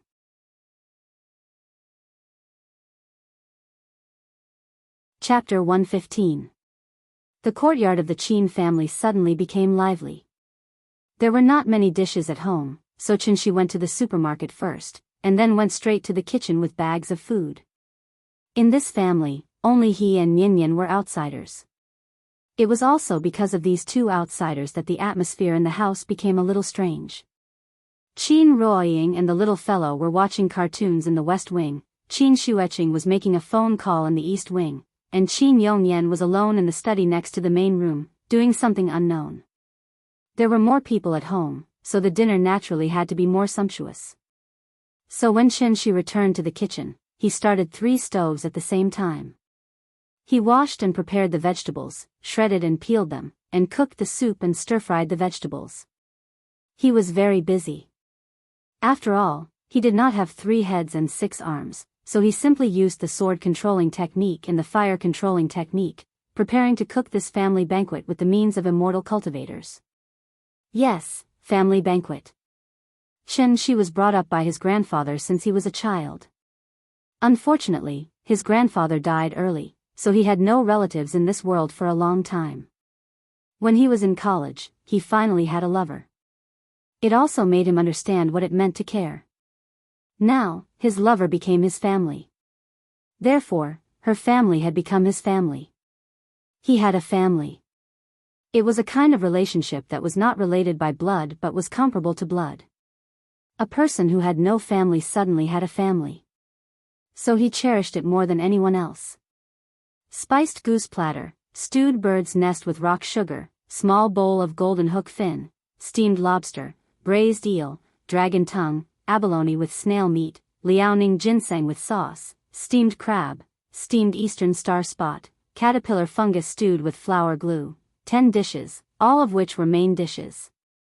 Ying liked to drink vegetable soup, so Qin Shi specially made a nourishing vegetable soup for her in winter. Qin Shi scooped up a spoonful with an iron spoon and tasted it. Well, it tasted good. As for the little fellow, she was not picky. As long as it was made by her father, she liked to eat it, so it was easier to clean up. Because he didn't know what his father-in-law and sister-in-law liked, Qin Shi couldn't cook a dish for them for the time being. Because it was winter, before 6 o'clock in the evening, the sky of Shangjing was completely covered by the curtain of night. Tens of thousands of lanterns lit up the sky without night, 10 li of beautiful gauze filled with fragrance. The lights in the Qin family's courtyard were also turned on. There were many dishes today, so they could only eat in the main hall. After placing the bowls and chopsticks in order, Qin Shi shouted towards the door, "The food is ready. Come and eat first." The little girl heard her father's shouts. Therefore, she immediately jumped out of Qin Ruoying's arms and stood on the bed, jumping up and down as she said smugly, "Mama. It's time to eat, I'm hungry. I want to eat." "Okay, let's go. Mommy will take you to eat." Qin Ruoying carried the little fellow out of the West Wing. When he arrived at the main hall, he was immediately shocked by the sumptuous dinner in front of him. "You did it?" She put down the little fellow, then pointed at the big meal in front of her, and couldn't help but ask suspiciously. Qin Shi used to cook, but he only knew how to cook a few simple home-cooked dishes. He didn't even think about complicated dishes. Take the table in front of her as an example. Even if Qin Shi told her that he bought it outside, she would probably believe him immediately. "How is it? Is my cooking okay? You've improved." Qin Ruoying quietly glanced at the little fellow. Seeing that she was only focused on the dishes on the table, she quickly kissed Qin Shi on the face. Being rewarded by his wife, Qin Shi immediately smiled proudly. He didn't put in so much effort in vain. It was okay. Although they hadn't seen each other for a long time, the tacit understanding between them had become even closer. The two of them stood in front of the main hall and waited for a while. Seeing that the little fellow was a little impatient, they made a move almost at the same time. Without any prior discussion. Qin Ruoying pointed to the study on the right, and Qin Shi pointed to the east wing on the left. Seeing this, Qin Ruoying immediately smiled and said, "Telepathy." Qin Shi said, "Telepathy." After that, both of them couldn't help laughing. Qin Ruoying turned and walked to the study. "I'll call Dad first." After she left, Qin Shi touched the little fellow's head and said, "Nyan Nyan, good girl. Don't steal food. Dad will call Auntie to eat. We'll eat when Grandpa and Auntie arrive. Okay. I won't steal food.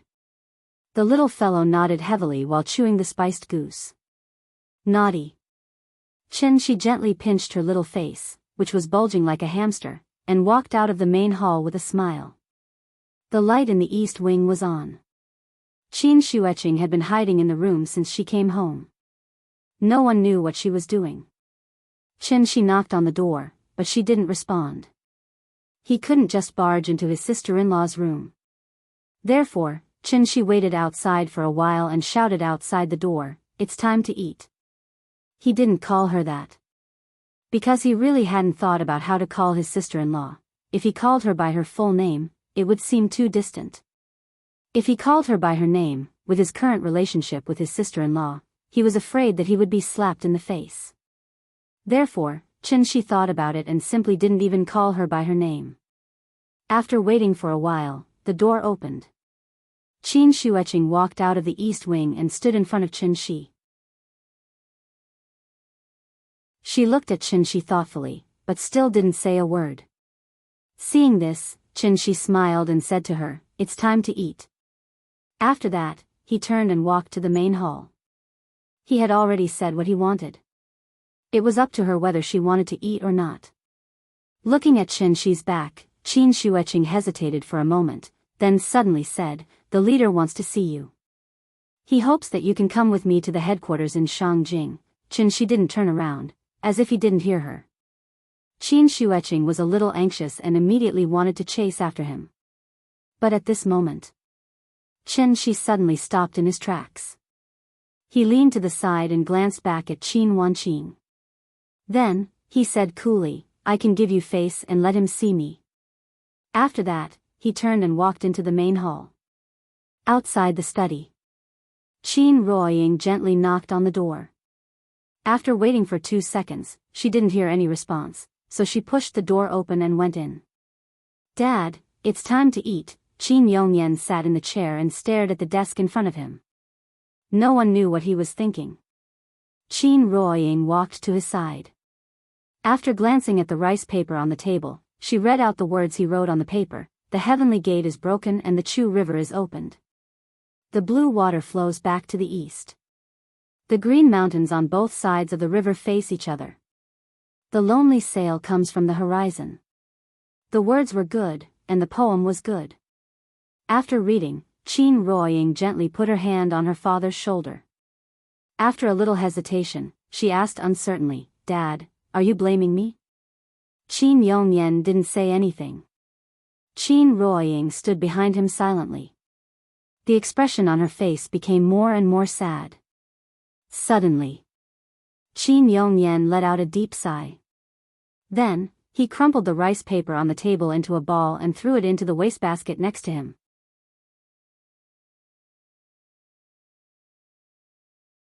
Chapter 116. Family Banquet. Family and Banquet. The whole family sat together to eat. This was called a family banquet. Family banquets were so ordinary that there was nothing special about them. They just needed the whole family to sit together and have a happy meal. Huaxia was very big, so customs may be a little different from place to place. In some places, even the most high-end and expensive restaurant could not be regarded as the highest standard for receiving guests. The real highest standard was to invite the guest to the house for a seemingly ordinary home-cooked meal. Family banquet. She had never eaten a family banquet. The one he had eaten with Ying before was called a couple's meal. She returned to the main hall and saw the little fellow standing on the chair, quietly eating the dishes on the table. She knew how to use chopsticks, but she didn't like to use them. Usually, she ate rice and soup, so she usually used a spoon. She served the main dish today. The little fellow tried a few times and found that she couldn't pick up the dishes, so she simply threw down the chopsticks and grabbed the dishes with her hands. She quietly walked not far from her and coughed softly. Because he was afraid of scaring her, she deliberately lowered his voice. But he didn't expect that such a small voice would startle the little fellow. She immediately threw away the braised goose slice in her hand in a panic. Papa. I didn't steal it. As she spoke, the little fellow quickly wiped the oil on her mouth. Seeing that her hands and mouth were full of oil, Chin-shi sat beside her, then took out a tissue and helped her wipe it carefully. As if afraid that her father would be angry, the little fellow immediately pouted and put on a pitiful look. Seeing this, Chin-shi rubbed her head and said with a smile, "Good girl, eat when you're hungry." "It's okay." As he spoke, Chin-shi stood up and handed her the braised goose leg on the table. The little fellow was a little clever. She knew not to take the biggest and most conspicuous braised goose leg, but only some seemingly inconspicuous braised goose slices. "Papa is so nice." After receiving the braised goose leg, the little fellow was immediately overjoyed. She smiled so widely that flowers were about to bloom on her little face. After taking a big bite, she handed the braised goose back to Big Cat while chewing. She said with a lisp, "Big Cat, come, you eat too." Hearing this, the big cat quickly jumped to the little guy's side. After taking a bite, it started to meow. This fellow was a monster that had cultivated successfully, and the spiritual chi of heaven and earth had already washed away the filth on its body, so Chin-shi didn't mind the little fellow eating with it. Chin-shi waited for a moment. Seeing that she was happy, he pulled her to his side and looked into her eyes. He said seriously, "Nyen Nyen, promise me that you won't lie anymore. You can tell me whatever you want. As long as it's reasonable, I'll agree to it. Do you understand?" The little guy was stunned for a moment.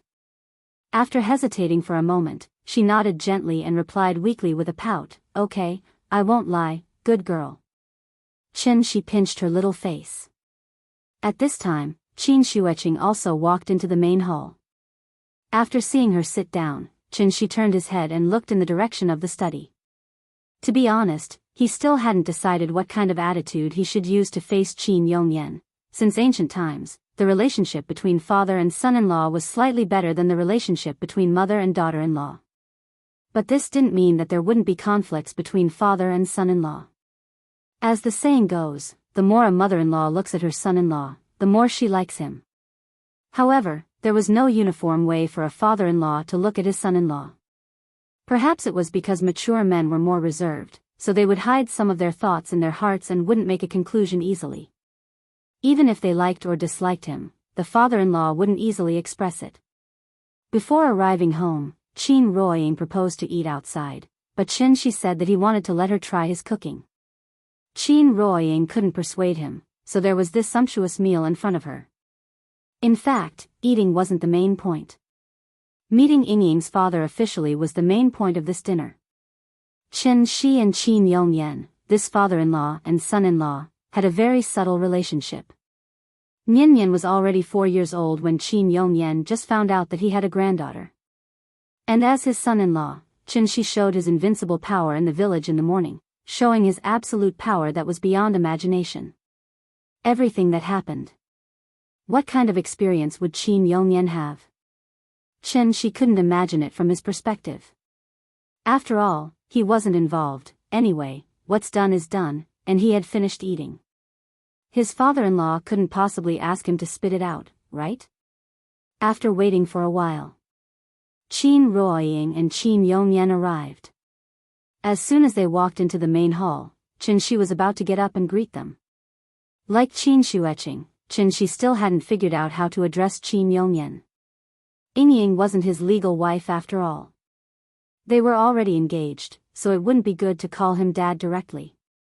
Nyen was already 4 years old, and she was still calling him grandpa sweetly. But he was calling Qin Yongyan uncle. Wouldn't that seem too distant? How should he address him? It was so annoying. Even an immortal would worry about such trivial matters. While Chen-shi was still worrying, Qin Yongyan's reaction immediately eased Chen-shi's awkwardness. Qin Yongyan followed Qin Ruoying into the main hall. Seeing that Chen-shi was about to get up, he immediately stopped Chen-shi, and then said with a smile, "You've worked hard. Sit down." After that, he directly sat down at the head of the table in front of the red sandalwood carving table. After waiting for so long, the children must be hungry. Let's have a taste. Is the master's cooking as good as his swordsmanship? Qin Yongyan said with a smile, but quietly made a small joke with Qin Shi.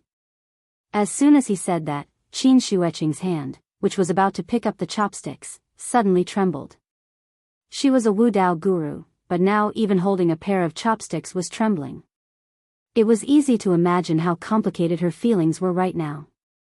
After all, she wasn't as shrewd and calm as Qin Yongyan. After secretly glancing at Qin Shi, she picked up the chopsticks and directly started to eat. At this time, Qin Shi got up and pushed the small bowl of golden wings to Qin Yongyan, and then said with a smile, "Sorry to make a fool of myself. This small bowl of golden wings is my specialty. Would you like to have a taste?" Then I won't stand on ceremony. Please." A seemingly ordinary family feast began amidst this harmonious atmosphere. During the banquet, Qin Yongyan kept chatting with Qin Shi about various trivial matters. Qin Ruoying was responsible for serving the little girl. Only Qin Shueqing was restless and felt very awkward.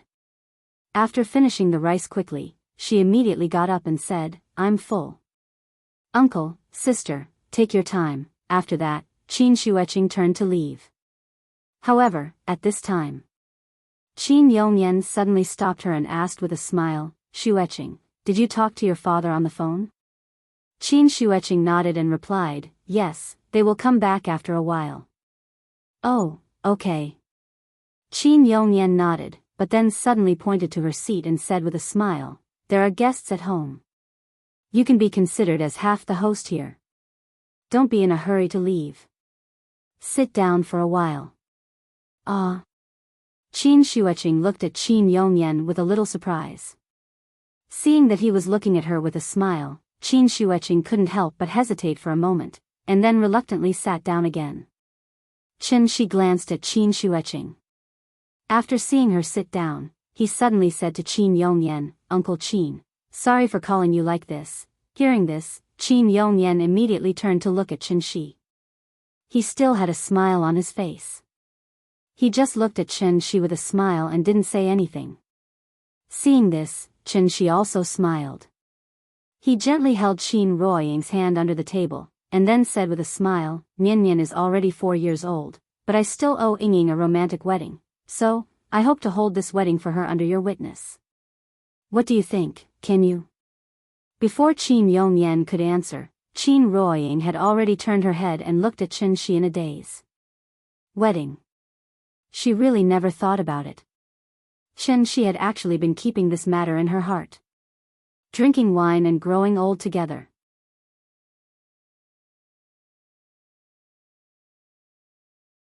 Chapter 117. Wedding. Qin Ruoying was stunned. That was something she had never dreamed of.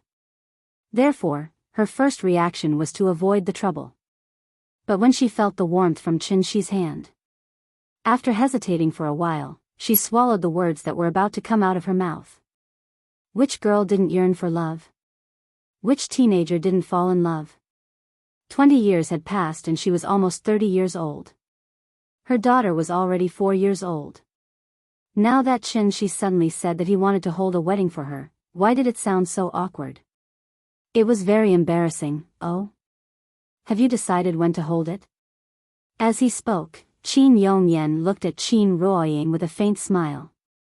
"I can do it any time, it's up to Ying." With that, Qin Shi turned to look at Qin Ruoying. "Me? How would I know?" Seeing that her father and husband were looking at her, Qin Ruoying hurriedly lowered her head, looking a little embarrassed. Qin Shi was stunned for a moment, then he seemed to have thought of something and couldn't help but laugh. He gently squeezed Qin Ruoying's hand, then said to Qin Yongyan, "I was dictatorial, I should have discussed with Ying first." Hearing this, Qin Yongyan immediately nodded and laughed. "Then you have a good discussion, let me know when you are sure." After saying that, he continued to eat his food. His attitude was a little strange. Could it be, father-in-law had already acquiesced to the fact that what was done? So he was mentally prepared in advance? Qin Shi thought for a while, then threw this question to the back of his mind. He respected his father-in-law, but he wouldn't let his father-in-law's attitude affect his decision. The only person who could really affect his decision was Ying. She glanced at Qin Ruoying. He felt that her palm was a little sweaty, so he couldn't help but gently stroke it. There are thousands of people in the world, but do not seek them for the fleeting clouds. A person is like a rainbow, meeting the top will be known. Treasure it as you go. After dinner, Qin Yongyan went straight to his study. Seeing him leave, Qin Shueqing ran back to her room in the east wing as if she was running away. Seeing this, the couple couldn't help but look at each other and shake their heads. Forget it, let's take it slow. Making a family banquet was actually a very tiring thing. Washing vegetables and cooking was very tiring. After eating, one still had to sweep the floor, mop the dishes, and wipe the table. Therefore, housewives sometimes had a hard time. As a good man of the new era, Qin had the awareness to become a house husband. Therefore, when Qin Ruoying wanted to help him clean up, she was directly pushed out by Qin. He asked her to take care of the child and cultivate a good relationship with the little fellow.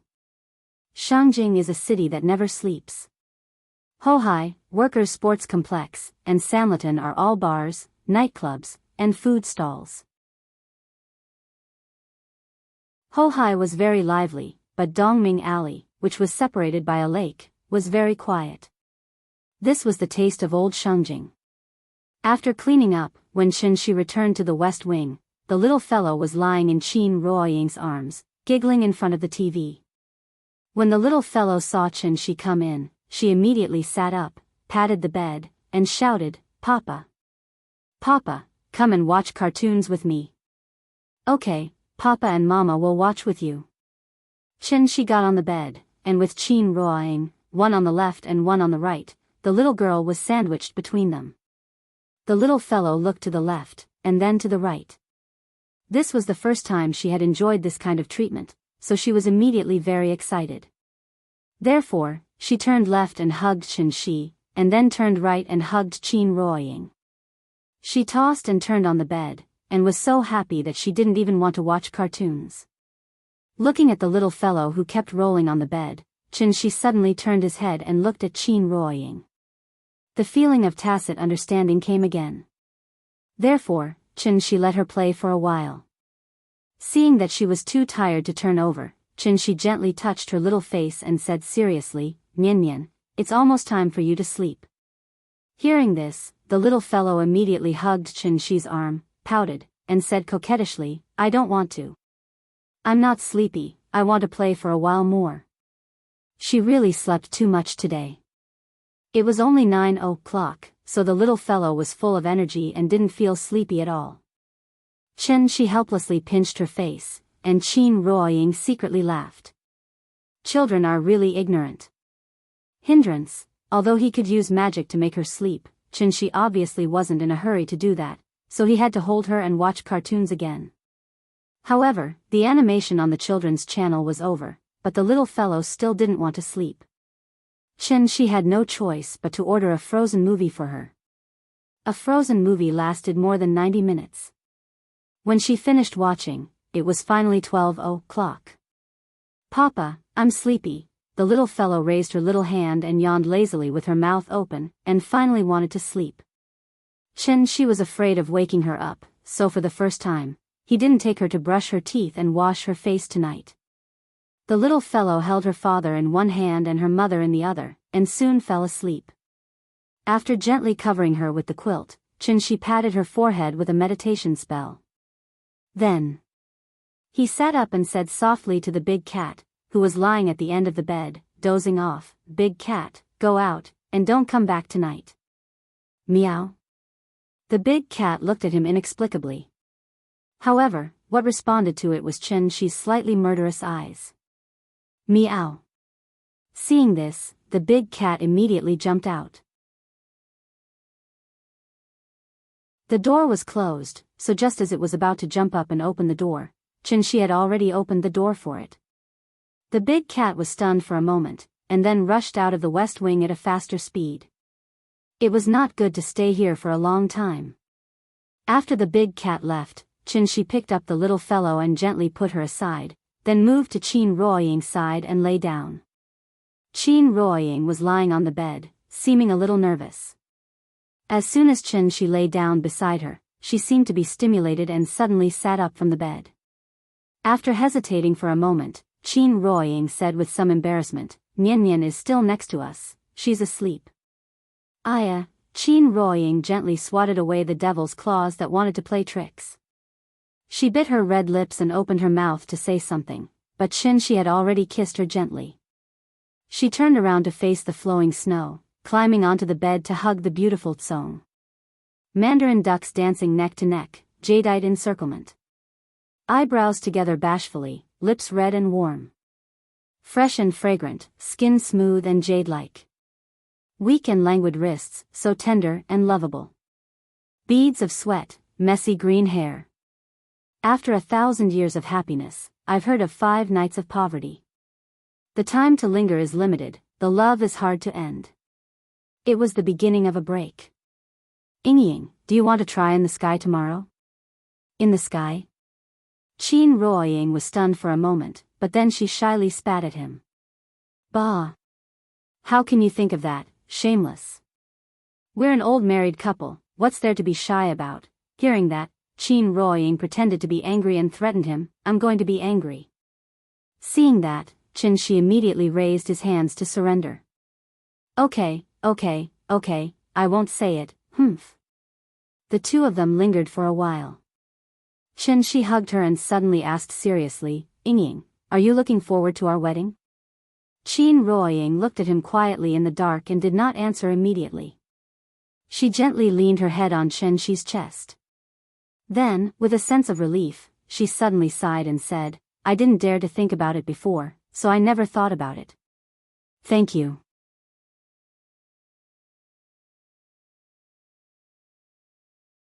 Chapter 118.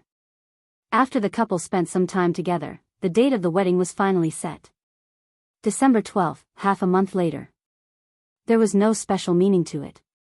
She just wanted to do it as soon as possible, so he chose December 12th after thinking about it. 12/12, 122, I want to love, it felt good and auspicious, so let's do it on that day. Qin Ruoying gave it some thought and let him make the decision. In fact, she didn't have any special ideas, thinking that it just needed to be simple. As long as she could marry Shi under the witness of her father, she would have no regrets in this life. However, Shi also wanted to hold a romantic wedding for Ying because he had experienced Fang Lei's high-end cruise wedding. Qin Ruoying didn't agree. Not to mention that Shi was all alone, even she didn't have many relatives or friends. So even if the wedding was grand, how many guests could they invite to attend the ceremony? It was a make-up wedding anyway, so it was fine to just give her a simple blessing. Shi agreed with her with a smile. The next day, when the little girl woke up, the sun was already high in the sky. Shi leaned against the bed and looked at her with a smile. The little girl didn't seem to be awake yet. She stretched, squinted at her father next to her, and then rolled on the bed directly into Shi's arms to continue to sleep. The couple sat side by side on the bed, quietly looking at the little girl who was sleeping in Shi's arms. Suddenly, they looked at each other again. Then they both laughed. Maybe this was the happiest thing in the world. These 2 days, there would be light snow from time to time. It wasn't heavy, but it was enough to make the snow pile on the ground higher and higher. The weather was good today. After the snow at night, it was sunny during the day. Qin Shueching might feel that it was not good to eat Shi's food for free every day, so when Shi went to the kitchen, he found that she had already bought breakfast and put it in the thermal cabinet. His sister-in-law was actually a very domineering person. However, her brother-in-law was stronger than her. She was so domineering that she could no longer raise her head in front of Shi. Because the little fellow had gone back to sleep, it was already 9:00 in the morning by the time Qin Ruoying took her to wash up and get up for breakfast. Her sister-in-law was a very particular person, so the breakfast she bought was naturally not the porridge and steamed buns from the roadside stalls. He didn't know where she bought these Cantonese morning snacks, but just looking at them was enough to whet his appetite. Because they woke up too late, Qin Shueching and Qin Yongyan had already eaten, so Qin Shi directly took the breakfast back to the West Wing. The little girl liked barbecued pork buns and shrimps very much. After taking a bite of each dish, the little girl held the roast pork bun in one hand and the shumai prawn in the other. Her mouth was as big as a squirrel stealing pine nuts, but she didn't forget to nod and praise the deliciousness. Perhaps it was because the weather was too cold, so after breakfast, the little girl ran to the bed again to watch cartoons. This was a bad habit. So under Qin Shi's strong request, she had to obediently follow Qin Shi to the yard and prepare to build a snowman with her father.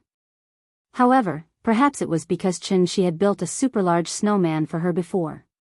Therefore, the little girl didn't want to build anymore after a while, because she was afraid of the cold now. Qin Shi was a little speechless, so he had to begin to reflect on whether there was something wrong with his education of his child. He felt that Nian was becoming more and more disobedient now. Especially after Qin Ruoying came back, she often acted coquettishly and wanted to watch cartoons. And the person she acted coquettishly to was not him. It had only been a day, but she was getting closer and closer to her mother. It was probably because Qin Ruoying had just seen her daughter, so she wanted to be obedient to her. If Qin Shi hadn't stopped her, Qin Ruoying would have even taken her back to watch cartoons. She was afraid of the cold and didn't want to stay outside, but when she entered the house, she wanted to watch cartoons. This cartoon definitely couldn't be watched. It was not right to be cooped up at home all day, so she had to exercise. So, Qin Shi called the big cat. This guy was comfortable in bed last night, but was suddenly driven to the main hall by Qin Shi to be exposed to the cold wind. Now, it was still full of resentment. But when Qin Shi called it, it didn't dare to disagree, so after a meow, it ran over obediently. You change back and take Nian to run a few laps in the yard. Meow, the big cat was a little reluctant, and tried to protest with a few meows. Protest was invalid, so it could only obediently change back. This trick was effective. When the little girl saw the big cat change back to its original form, she was immediately attracted. Without Qin Shi's reminder, she quickly rushed over and hugged the big cat. The big cat was very cooperative, and the little girl sat on it very skillfully. Big cat. Let's go. Go, go, go. Obviously, it was the big cat doing the work, but because the little girl was too excited, she kept shouting, so it didn't take long for her to be tired and gasping for breath. Qin Shi stood on the steps outside the West Wing, looked at the little girl running in the yard, and then looked at his lonely wife beside him. Suddenly, he felt that he might already be the happiest person in the world. Winner in life? This feeling was really good. Qin Shi looked up at the sky. The wind and snow had just stopped, and the sky in Shangjing was as blue as it was on National Day. Was this the feeling of happiness? After the washing of time, after the lights waned, one would understand the preciousness of dullness. Thinking of this, Qin Shi couldn't help but gently hold Qin Ruoying's hand. He suddenly turned to her and said, "Ying, I suddenly have a new life goal, Life goal?" Hearing this, Qin Ruoying looked at him with some doubts. Seeing his serious face, she immediately couldn't help but chuckle and say, "It's broad daylight, don't make trouble." She thought that Qin Shi was going to play a joke on her again. However, Qin Shi looked at her quietly for a few seconds, but suddenly said to her very seriously, "Ying, I love you. If I have to put a time limit on this love, I hope it's..." Speaking of this, he suddenly paused, and then solemnly said the time limit he wanted. "Eternal life. I hope you can be by my side forever. Together with me, we'll see the end of time." Qin Ruoying was stunned. But then, she threw herself into Qin Shi's arms, just like in the school playground, and took the initiative to raise her head and kiss Qin Shi's mouth. After a long time, the two reluctantly let go of each other. Qin Shueching stood outside the East Wing, watching them show their love unscrupulously in public, and immediately snorted angrily. At this time, the little fellow rode Big Cat to her side. The little fellow raised her little head again and asked sweetly, "Aunt, do you want to play with me?" Qin Shueching hesitated for a moment. Then she touched her little head and said softly, "No, you have fun with Big Cat." "Okay. Big Cat, let's play." After watching the little fellow ride Big Cat away, Qin Shueching hesitated again, and then quickly walked through the yard to the steps outside the west wing. She raised her head slightly.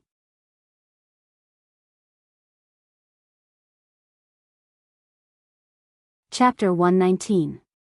The timing of the sister-in-law's request was very strange. Chen Shi had just finished showing off his affection with her sister, and she was asking for guidance. However, her tone was not very polite, as if she felt that asking Chen Shi for guidance was a very embarrassing thing. Her stiff attitude made it impossible for others to feel her sincerity. Sister-in-law was arrogant. Chen Shi lowered his head and looked at her, but did not answer immediately.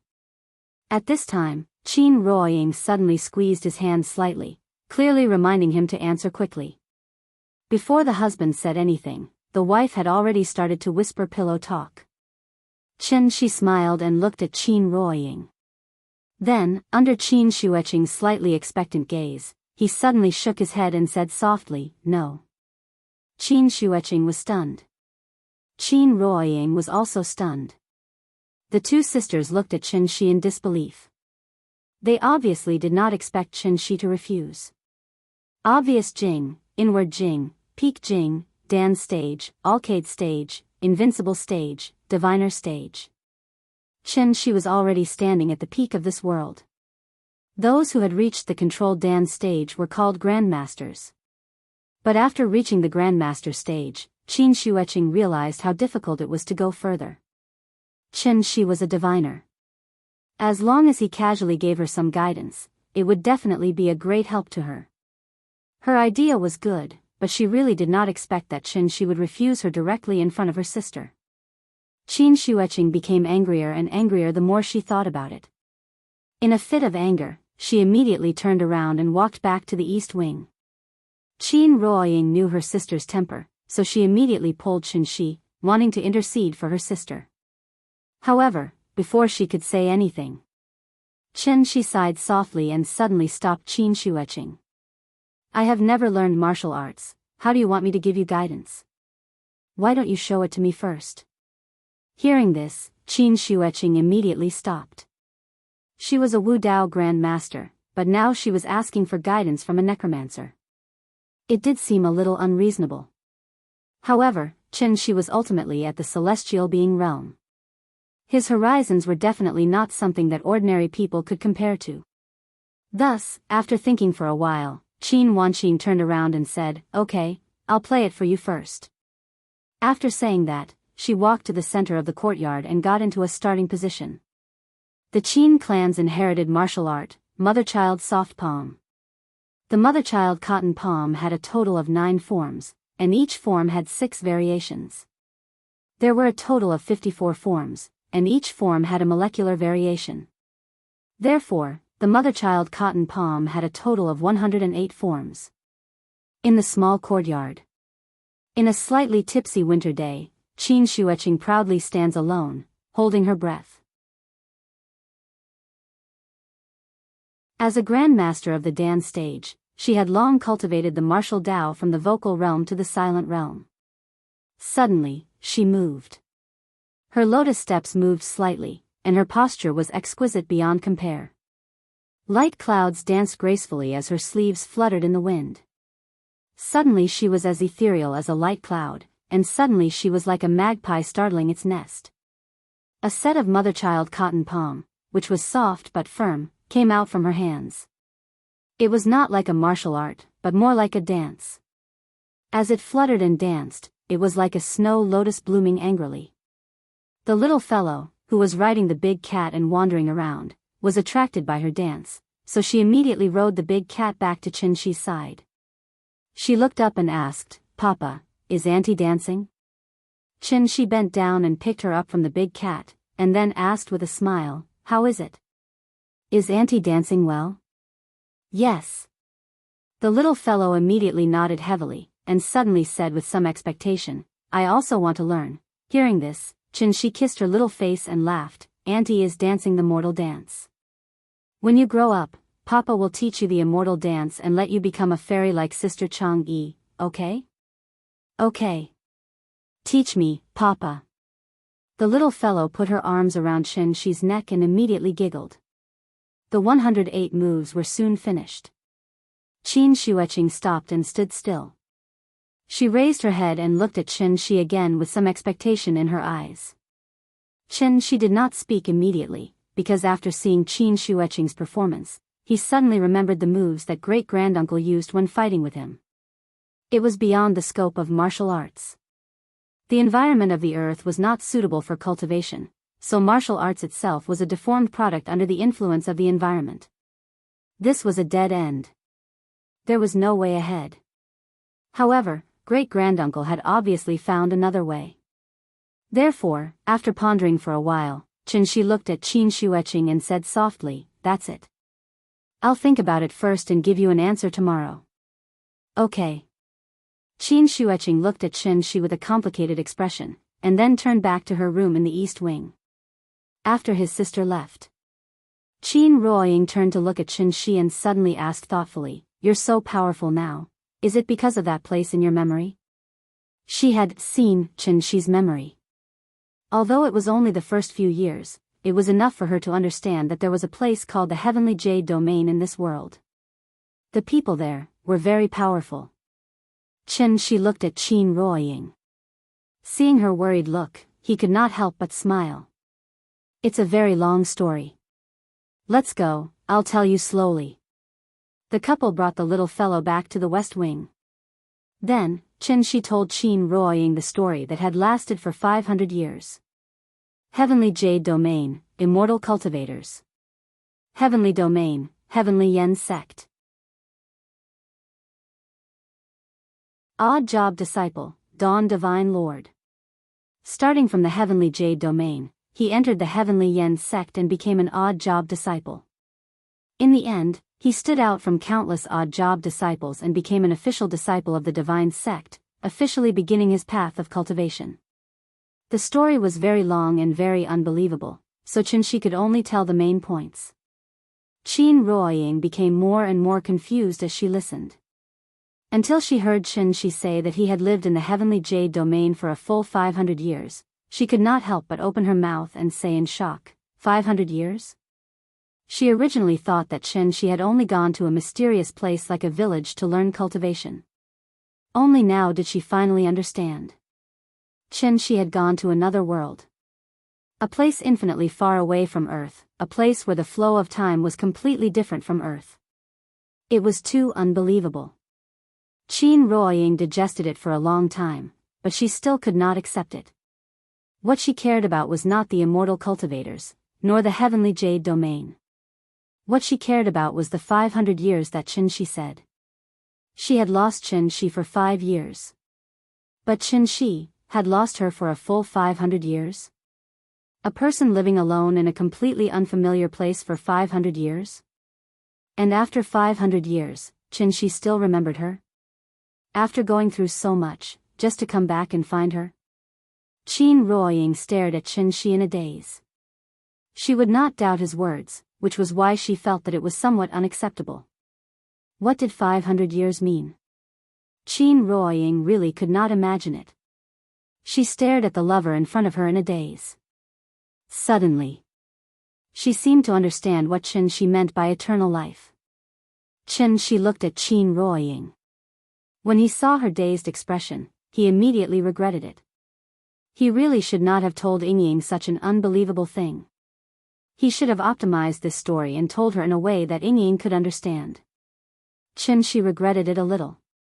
However, the next moment, Chen Ruoying suddenly threw herself into his arms. She looked up at her lover's face and suddenly burst into tears. I love you. If I have to put a time limit on this love, I hope it is.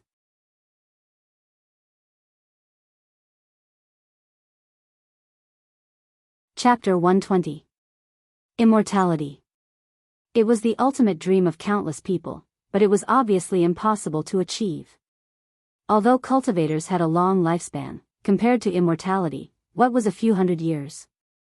Qin was in the deification stage, so his lifespan could reach at least 2,000 years. This also led to a problem in front of him. After all, Qin Ruoying was just a mortal. Living over 100 years old was already a long life. Qin could live for 2,000 years, but Qin Ruoying couldn't accompany him for 2,000 years. 5 years was enough for time to leave a trace of imperceptible traces on her face. Let alone 2,000 years? After going through so many hardships, he finally found his lover. Would he have to watch her wither in his arms after a few decades? Qin would never allow such a thing to happen. Absolutely not. He had no delusions about immortality. Because he knew that immortality was an unrealistic fantasy. No one could live forever, but if it was only a few decades, Qin felt that it was too little. So he wanted to help Ying borrow another 500 years from the heavens. A cultivator in the gold core stage could have a lifespan of 500 years. Therefore, the moment this idea appeared in Qin's mind, it took root and sprouted almost immediately, growing into a towering tree. He must help Ying reach the gold core stage. Although the spiritual aura of heaven and earth was thin, there were still hidden masters who were close to the gold core stage like great-granduncle. Without the inheritance of cultivators, great-granduncle could reach this step. What's more, he was holding Qin Ruoying's hand and walking. She was just a gold core. Thinking of this, Qin immediately guided Qin Ruoying to find the sense of qi. To become a cultivator, the first step was to find the sense of qi.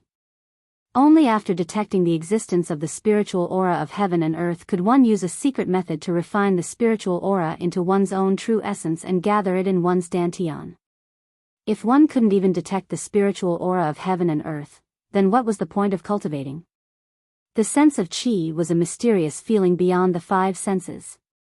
There were some talented individuals who didn't even need anyone to teach them. They could awaken their sense of qi when they were still in their infancy and instinctively refine the qi of heaven and earth. However, such geniuses were rarely seen.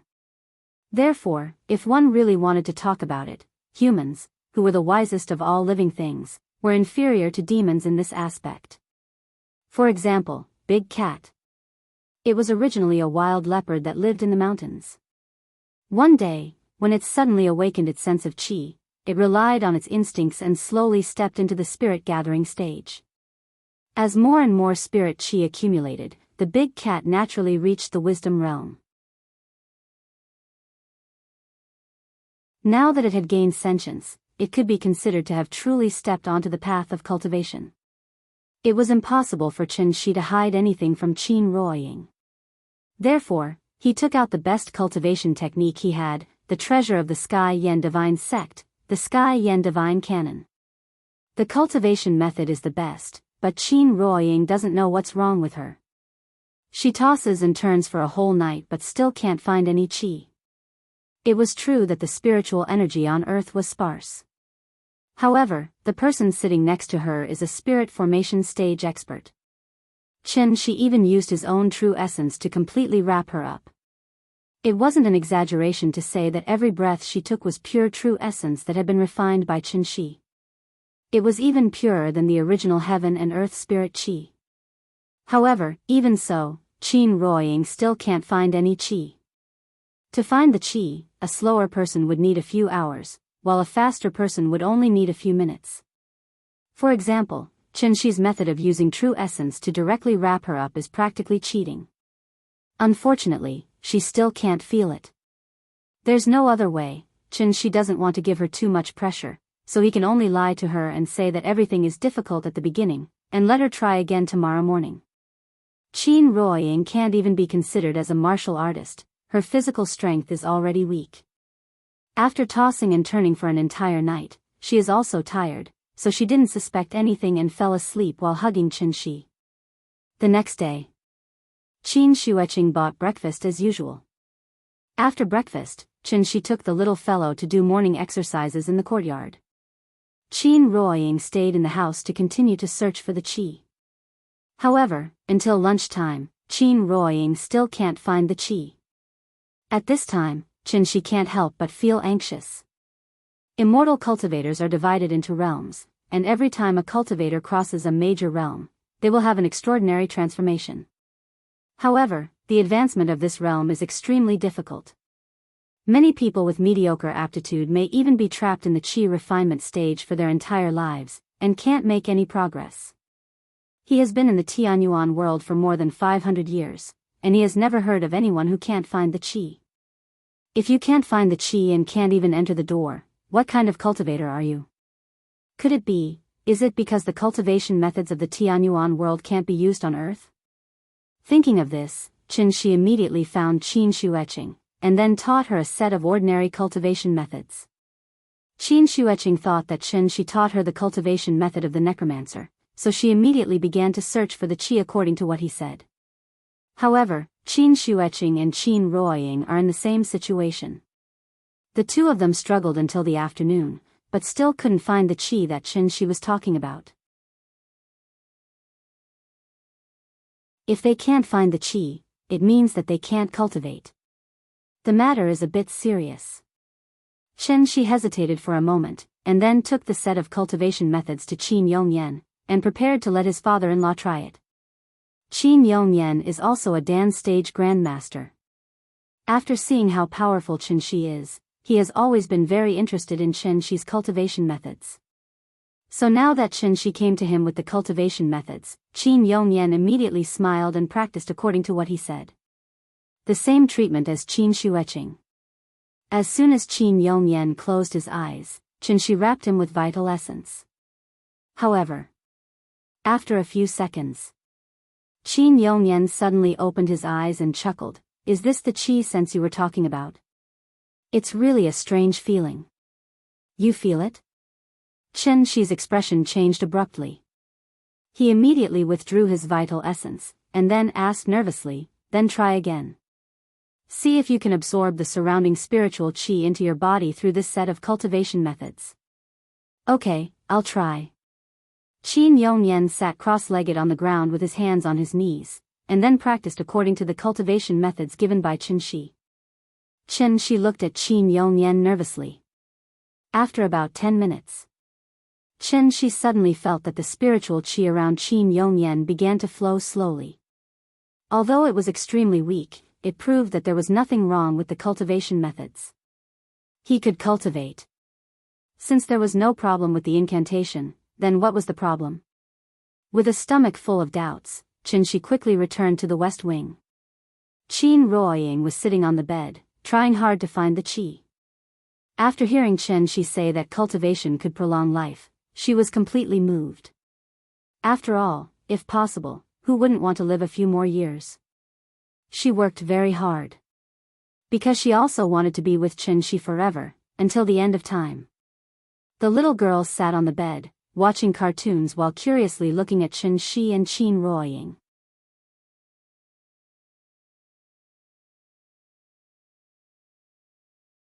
Chapter 121. Since Qin Yongyan could cultivate it, it meant that there was nothing wrong with the cultivation technique itself. The Sky Yen God Sex cultivation technique was based on righteousness and there were no shortcuts. However, it was a path that led straight to the Mahayana realm. Of the two cultivation techniques, one was the foundational cultivation technique for new disciples and the other was the Sky Yen God Sex secret scripture. However, to cultivators in the qi refinement stage, there was no difference between the two cultivation techniques.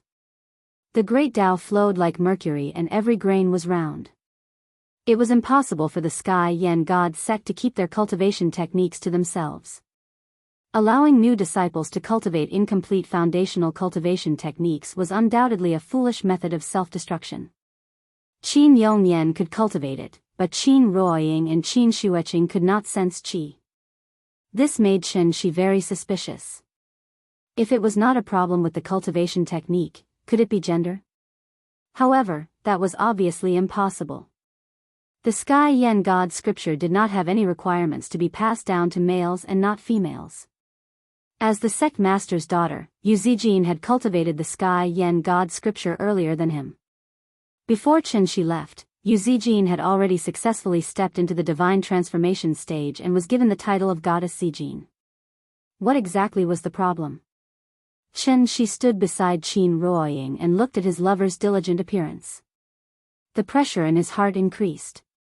He could help her refine pills to forcefully raise her cultivation, but that would be meaningless. Was it really that difficult to sense qi? She was at a loss. At this moment, the little guy who was sitting on the bed was suddenly amused by the cartoon and laughed a series of loud laughter. She looked at the little fellow. After thinking for a while, he came to the little fellow's side and asked softly, "Nian, can you help Daddy with something?" Hearing this, the little fellow immediately jumped into Shi's arms and laughed, "Okay. What can I help Daddy with?" Sit properly first and then follow Daddy's instructions to sense. Under Shi's guidance, the little guy assumed a proper posture with his 5 hearts facing the sky. After that, Shi gently rapped her with his true yuan. "Nian, use your heart to sense. Are there many things floating around you like dandelions?" The little fellow obediently closed her eyes and sensed for a while, but she did not feel anything. Thus, she wrinkled her little nose and sniffed around, like a cute puppy sniffing around. She looked at her appearance and knew that she was unable to calm her heart. Nian was still too young and it seemed like she was unable to understand what he meant. Thinking of this, she couldn't help but sigh, ready to give up. He actually wanted to let a child to try, however, the little fellow's happy's true. "Daddy. I see a lot of the bubbles." She did not it was that she was with her eyes was with Lin. The little fellow happily stretched out her fingers and kept poking in the air. Seeing this, she was stunned. Nian, this naughty little girl, could sense the qi. Because he was a little suspicious of the little fellow's feeling, she deliberately scattered his true yuan and guided her to find it. However, what she did not expect was that the little fellow could actually accurately point out the location of each ball of true yuan. "It's so fun. It's so fun." The little guy closed his eyes and started to shout happily. In the darkness, she felt that there were countless glowing bubbles around her, slowly flowing around her. She withdrew his true yuan. The spiritual qi of heaven and earth was too thin, so the moment he withdrew his true yuan, the little fellow immediately lost her sense of the spiritual qi of heaven and earth. "Daddy, it's gone. The bubbles are gone." The little fellow pouted and opened her eyes. Then she lay on the bed, looking for the bubbles that came out of nowhere. She looked at the little fellow silently. He would not consider letting the little fellow start cultivating for the time being. After all, Nian was only a 4-year-old child, and this was not the Tianyuan world. In the future, Nian would have to go to school. She did not want her to become an anomaly. An anomaly among children would be ostracized. After coaxing the little fellow to watch cartoons, she looked at Qin Ruoying. If even Nian could cultivate, then there was obviously something wrong with the two sisters. At this time, Qin Ruoying had already stopped cultivating. She heard the little fellow's movements. Seeing that her daughter could immediately find the feeling that she said, Qin Ruoying's face darkened. She said sadly, "Maybe I'm too stupid." Hearing this, she sat beside her, gently held her hand, and comforted her. "Everything is difficult at the beginning. Children are the spirits of heaven and earth and have not been affected by the turbid qi of the world, so it's easier for them to find that feeling than adults." In order to prevent her from doubting him, she even used his sister-in-law as an example to comfort her. "You're not stupid, and neither is Hua Qing." Hua Qing reached the martial Dao master realm in her 20s. She's already a rare martial arts genius in this world. Even a genius like her can't find the qi, let alone you, an ordinary person who has never cultivated before.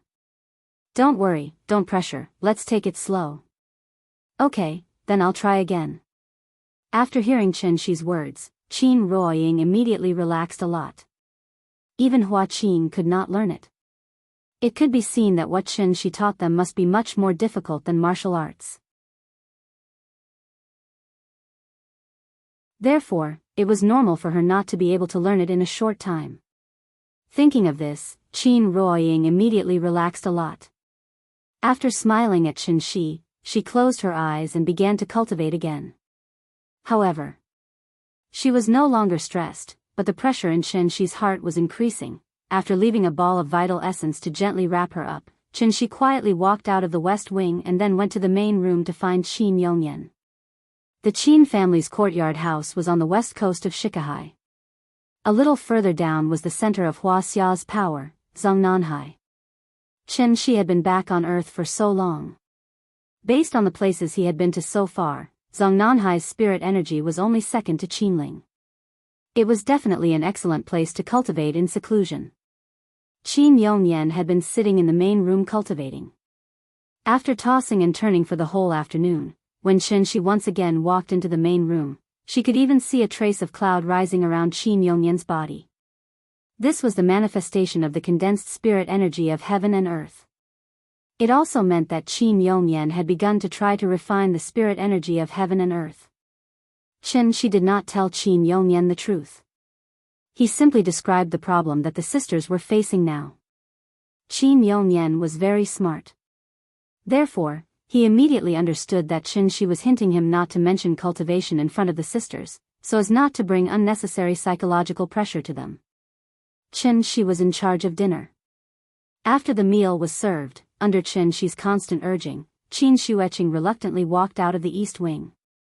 However, after she was at the table, she just ate 2 mouthfuls and then said that she was full. After that, she quickly returned to the east wing, closed the door, and continued to cultivate. Her sister-in-law was obsessed with martial arts. Otherwise, she could not have reached the Dan stage at this age. Chen-Shi showed her a new way, so now she was in high spirits. She must find the qi sense that Chen-Shi mentioned. Perhaps it was due to her sister's influence, but Qin Ruoying's mood gradually improved. Chen-Shi knew what she was thinking, so he patted his chest and said that in the future, he would take care of the children and do the housework. She only needed to concentrate on cultivating. Hearing this, Qin Ruoying went back to her room and continued to cultivate. There were only 3 people left in the main hall. Chen-Shi and Qin Yongyan ate silently, while the little fellow took care of the big cat very generously. At this time, Qin Yongyan suddenly glanced at Chen-Shi without a trace. He faintly felt that.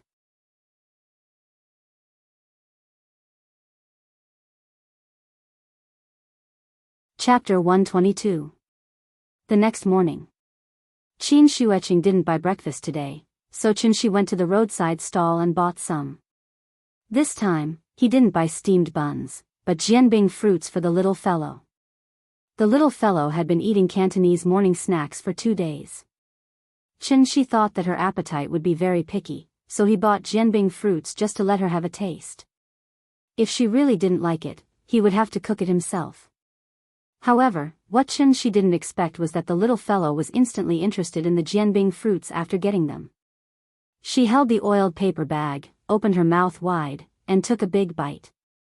Her little face was immediately covered with a lot of sauce. The little fellow frowned and chewed hard. After chewing for a while, she suddenly handed the jianbing fruits to Chen-Shi and laughed, "Delicious. Papa, eat it." Because of the existence of the big cat, she had now developed a good habit of sharing with others all the time. Seeing this, Chen-Shi smiled and touched her head. He said softly, "Good girl, you are delicious. Don't get oil all over your body." "Okay." Nodding, the little fellow took the jianbing fruits and fed them to the big cat. At this time, Chen-Shi turned to look at Qin Ruoying. Qin Ruoying just ate a few mouthfuls casually. Now she was sitting on the bed and cultivating again. It was not right to say that she was cultivating, because she hadn't even entered the door. Now she was still at the stage of looking for qi. This was actually a very boring thing, but in order to keep up with Chen-Shi's pace, she had to work hard. Chen-Shi saw it all in her eyes. He was obviously very anxious in his heart, but he had to act as if nothing had happened, which really made him a little uncomfortable. Chen-Shi checked Qin Ruoying's physical condition. She was very healthy and there was no problem. Except for the lack of qi, everything was perfect. If Qin Ruoying couldn't find qi, it was normal. In that case, it was unreasonable that Qin Shueqing couldn't find the sense of qi. She was a clasping Dan master after all, and her 5 senses were much better than normal people. She could even perfectly control her own body, down to her skin and internal organs. But even so, Qin Shueching still couldn't feel the spiritual qi of heaven and earth. A dignified martial Dao grandmaster was actually inferior to a 4-year-old child. The more he thought about it, the more ridiculous it seemed. Qin Shi was afraid that the truth would shock them, so he could only emphasize to them how difficult it was to find qi. As for Qin Yongyan, he could clearly see that there was something wrong with the two of them, so he simply hid in his room all day and silently cultivated. The morning passed quickly. Qin Ruoying, Qin Shueching, and Qin Yongyan basically wouldn't show up except for mealtimes. The little girl was very sensible. After hearing that her mother was studying, she did not disturb her mother. After lunch, Qin Shi thought about it for a while and went out with the little fellow. Their destination was the largest Chinese medicine wholesale market in Shangjing. He had bought so many herbs in Zhonghai before, and he didn't expect to have to buy them again so soon. For his wife and sister-in-law, Qin Shi was now going all out. So when he took the little fellow to the Chinese medicine market, he wasted millions again. Spirit Gathering Pill.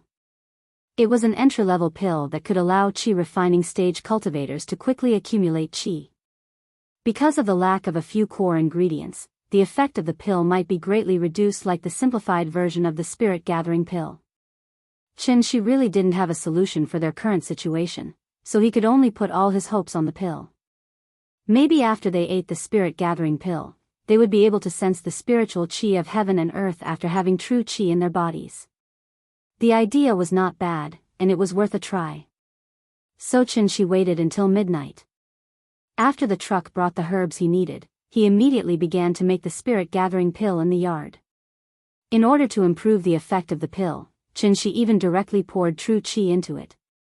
Although it wasn't much, it should be able to slightly increase the effect of the pill. Alchemy was a very time-consuming thing, so when he finally finished making the Spirit Gathering Pill, Qin Ruoying had already fallen into a deep sleep. Looking at his wife's diligent appearance for the past 2 days, Qin Shi couldn't help but be angry and anxious. He was very irritated, so he simply went to the yard and started to set up a formation. With the Qin family's courtyard as the foundation, he gathered all the spiritual qi around Zhonghai. Spirit Gathering, Qi Concealing, Defense, 3 formations in 1. It could be considered as opening up an excellent place for them to cultivate. Frost and Snow Night, Cold Wind Blew. Dongming Alley was peaceful and tranquil, a stark contrast to the noisy Hohai Bar. Qin Shi stood alone on the roof of the main hall, looking at the cold crescent moon. His heart was filled with endless anxiety.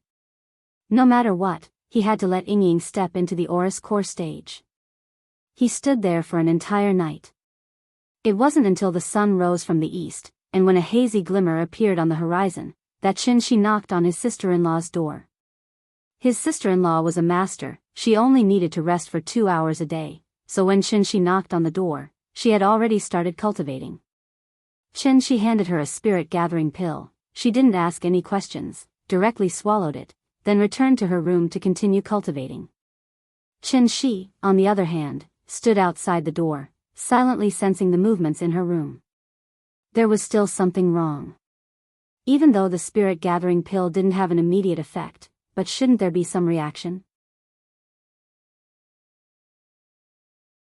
Why wasn't there any movement at all? Qin Shi anxiously paced back and forth in the yard. After an unknown amount of time, the little fellow slowly woke up. Qin Shi hurriedly ran to buy breakfast, then helped her get up and wash up. Qin Ruoying sat on the bed and looked at Qin Shi, who had finished her work. Suddenly, she sighed softly. After all, he was the one who slept beside her. So no matter how well Qin Shi hid it, Qin Ruoying still keenly sensed that something was wrong with him. But she didn't say anything. After a simple breakfast, she silently sat on the bed and continued cultivating. Qin Shi fed her the Spirit Gathering Pill, indicating that she should relax, then went to find Qin Yongyan again. At this time, Qin Yongyan had already successfully cultivated a trace of true essence. Even though it was very small, it represented that he had become a true cultivator. Qin hesitated for a moment, but still handed the spirit-gathering pill to him. Hearing Qin say that it was helpful for cultivation, Qin Yongyan immediately swallowed it. The spirit-gathering pill melted in his mouth. Qin Yongyan was stunned for a moment, then hurriedly sat cross-legged. Qin stood next to him, silently sensing the changes in the spirit qi around him.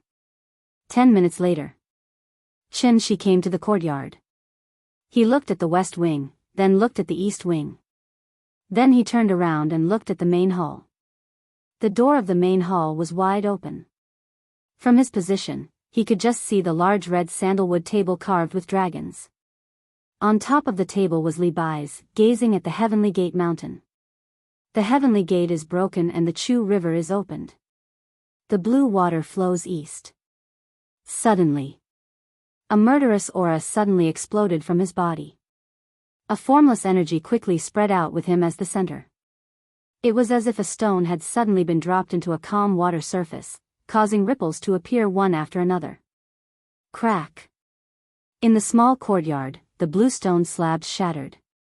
Following that, the ground beneath his feet suddenly sank nearly a foot deep. Qin looked up at the sky with a gloomy face.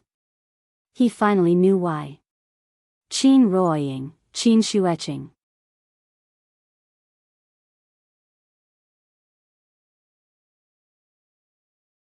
Chapter 123. Sai Courtyard. The bluestone floor in the inner courtyard was completely shattered, and the ground strangely sank nearly a foot deep. Because it was covered by snow, when the ground broke, it did not raise too much smoke and dust. Qin stood in the middle of the courtyard silently. This movement also alarmed the others in the courtyard. The little fellow was the first to run out. When she came out of the door, she saw the movement made by Qin. Wow, the scene in front of her completely shocked the little fellow. She opened her small mouth and opened her eyes wide, looking around curiously. The courtyard seemed to have been hit by a meteor. The closer to the center of the courtyard, the deeper the ground collapsed. The originally flat bluestone floor had been completely destroyed, and the collapse of the ground also caused a lot of soil to be turned up. It looked like the scene of a forced demolition. The little fellow stepped forward and carefully walked down the steps. She was very smart. She knew that the bluestone floor could not be stepped on, so she carefully stepped on the mud, and then by holding her hands flat to maintain her balance, she moved closer to Qin step by step. Because it was winter, the soil was frozen very tightly, so it became very slippery. If she was not careful, she would slip. The more she moved forward, the more difficult it was to move forward. The little fellow took only 2 steps forward, and suddenly she staggered and almost slipped. She waved her little hands and tried to maintain her balance, but after standing firm, she did not dare to move forward. Therefore, she had to stand there honestly, pouting and shouting timidly, "Papa?" Her voice was very small, but it suddenly pulled Qin's thoughts back. Qin hurriedly turned her head to look, just in time to see the little girl's pitiful appearance, so she quickly came to her side and directly carried her up. Qin carried her back to the steps of the west wing, and the little fellow lay on his body, constantly looking back at the scene in the center of the courtyard. With her current experience, she obviously could not understand what was going on, so she could only ask with some doubts, "Papa, what's going on?" "Well, it's nothing. It was a small earthquake just now." "What is an earthquake?" Qin choked on her question. After thinking about it, he held the little fellow and shook her up and down. Then, he said with a smile, "This is an earthquake."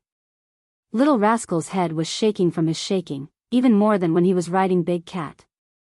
However, perhaps it was because of the experience of riding the Big Cat that the little guy did not seem to be afraid even under such violent shaking. Instead, he hugged Qin's head and shouted, "This is so fun." Hearing this, Qin hurriedly stopped what he was doing, and then warned with a serious expression, "That's not right.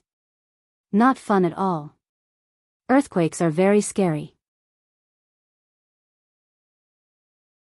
When it happens, you have to hide in a safe place, such as the kitchen, the corner of the bathroom, or under the table. Do you understand?" "Oh." Seeing the serious look on Qin's face, the little fellow immediately stopped laughing and nodded, pretending to be serious. After emphasizing the dangers of earthquakes to her, Qin put the little fellow down, and then told her that it was fine here, and asked her to go play with the big cat. After all, the little girl was still young, so when she heard her father's words, she simply thought that it wasn't a big deal. Thus, she threw the scene in front of her to the back of her mind and ran back to the West Wing to continue watching cartoons. The 3 people of the Qin family had already heard the noise and came to the courtyard. After his daughter ran back to the house, Qin Ruoying walked to Qin side, gently held his hand, and asked worriedly, "What's wrong?" Qin did not speak, but pulled her directly to the main hall. In the main hall, Qin Yongyan had been waiting for a long time. After Qin Shueqing also arrived, Qin looked at the Heavenly Gate mountain again, and then asked in a deep voice, "What is the Heavenly Gate?" Hearing this, Qin Yongyan's eyelids suddenly twitched, and his expression became more serious. Qin Ruoying and Qin Shueqing looked at each other, and their faces were full of doubts. Heavenly Gate, Xian knew Qin had never cared before. He returned from the Tianyuan world, and returned to an environment with sparse spiritual energy like Earth. Even if all the masters in the world were gathered in front of him, a dignified soul formation cultivator, coming to such a degenerate planet, it would only be a matter of one move. It was like putting an MMA fighter in a nursing home or kindergarten. He could easily punch the Nanshan nursing home and kick the Beihai kindergarten. Therefore, Qin had never cared about the inheritance on Earth. But now, he found that he was wrong. He was ridiculously wrong. Qin Yongyan and Yinyan could cultivate. Qin Ruoying and Qin Shueqing couldn't cultivate. Qin Shueqing was even a martial Dao master of the same realm as Qin Yongyan. But why couldn't Qin Shueqing sense qi? Why? Qin didn't think in this direction before, because he had lived for more than 500 years, and he had never heard of anyone who couldn't even sense qi. There were many cultivators who couldn't break through the qi refinement stage, and that was because their aptitude was too low. But if they couldn't even sense the spiritual energy of heaven and earth, wouldn't they be worse than those unintelligent wild beasts? This was obviously not a problem of aptitude. Qin Ruoying and Qin Shueqing were only cousins, not biological sisters. So there was only one thing left in common between them. And that was their identity as Xian Nu. That mysterious heavenly gate could actually make people unable to sense the spiritual energy of heaven and earth. Qin felt a little scared when he thought about it. So the most important thing now was to figure out what the so-called heavenly gate was. After Qin asked this question, the main hall suddenly fell into silence.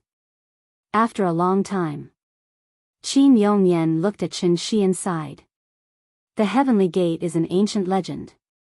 According to records, it hasn't appeared for more than 100 years. It hasn't appeared for more than 100 years? Then what exactly is it? The old people in the village said that the Heavenly Gate is the southern Heavenly Gate of the Heavenly Court.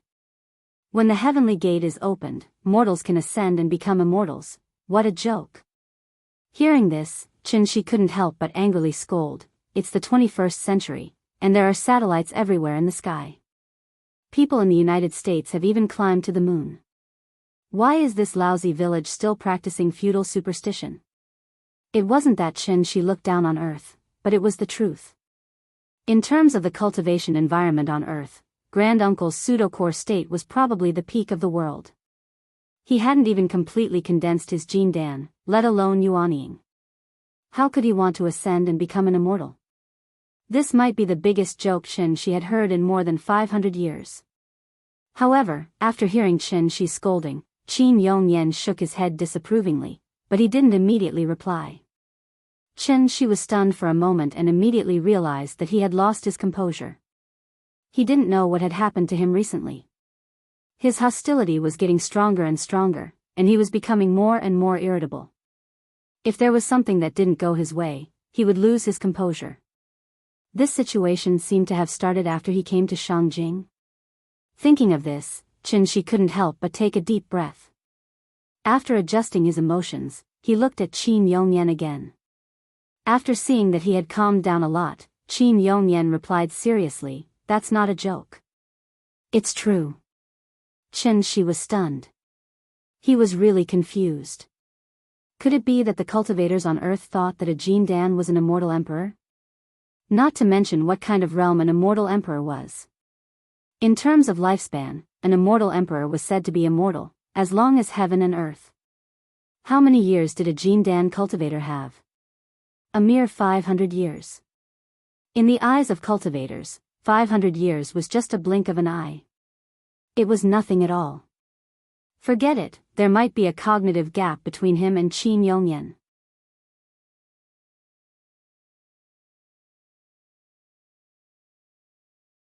Chapter 124. What's a Xian Nu? Qin Shueqing couldn't help but roll her eyes when she heard this question. Because she had already told Chen-shi many times. Since her sister-in-law didn't want to answer, Qin Ruoying immediately explained, Xian Nu is the witch who presides over the Elysium sacrificial ceremony. The sacrificial ceremony is held once a year, similar to the ancestral worship during the new year. What are the conditions? What are the requirements to become a Xian Nu?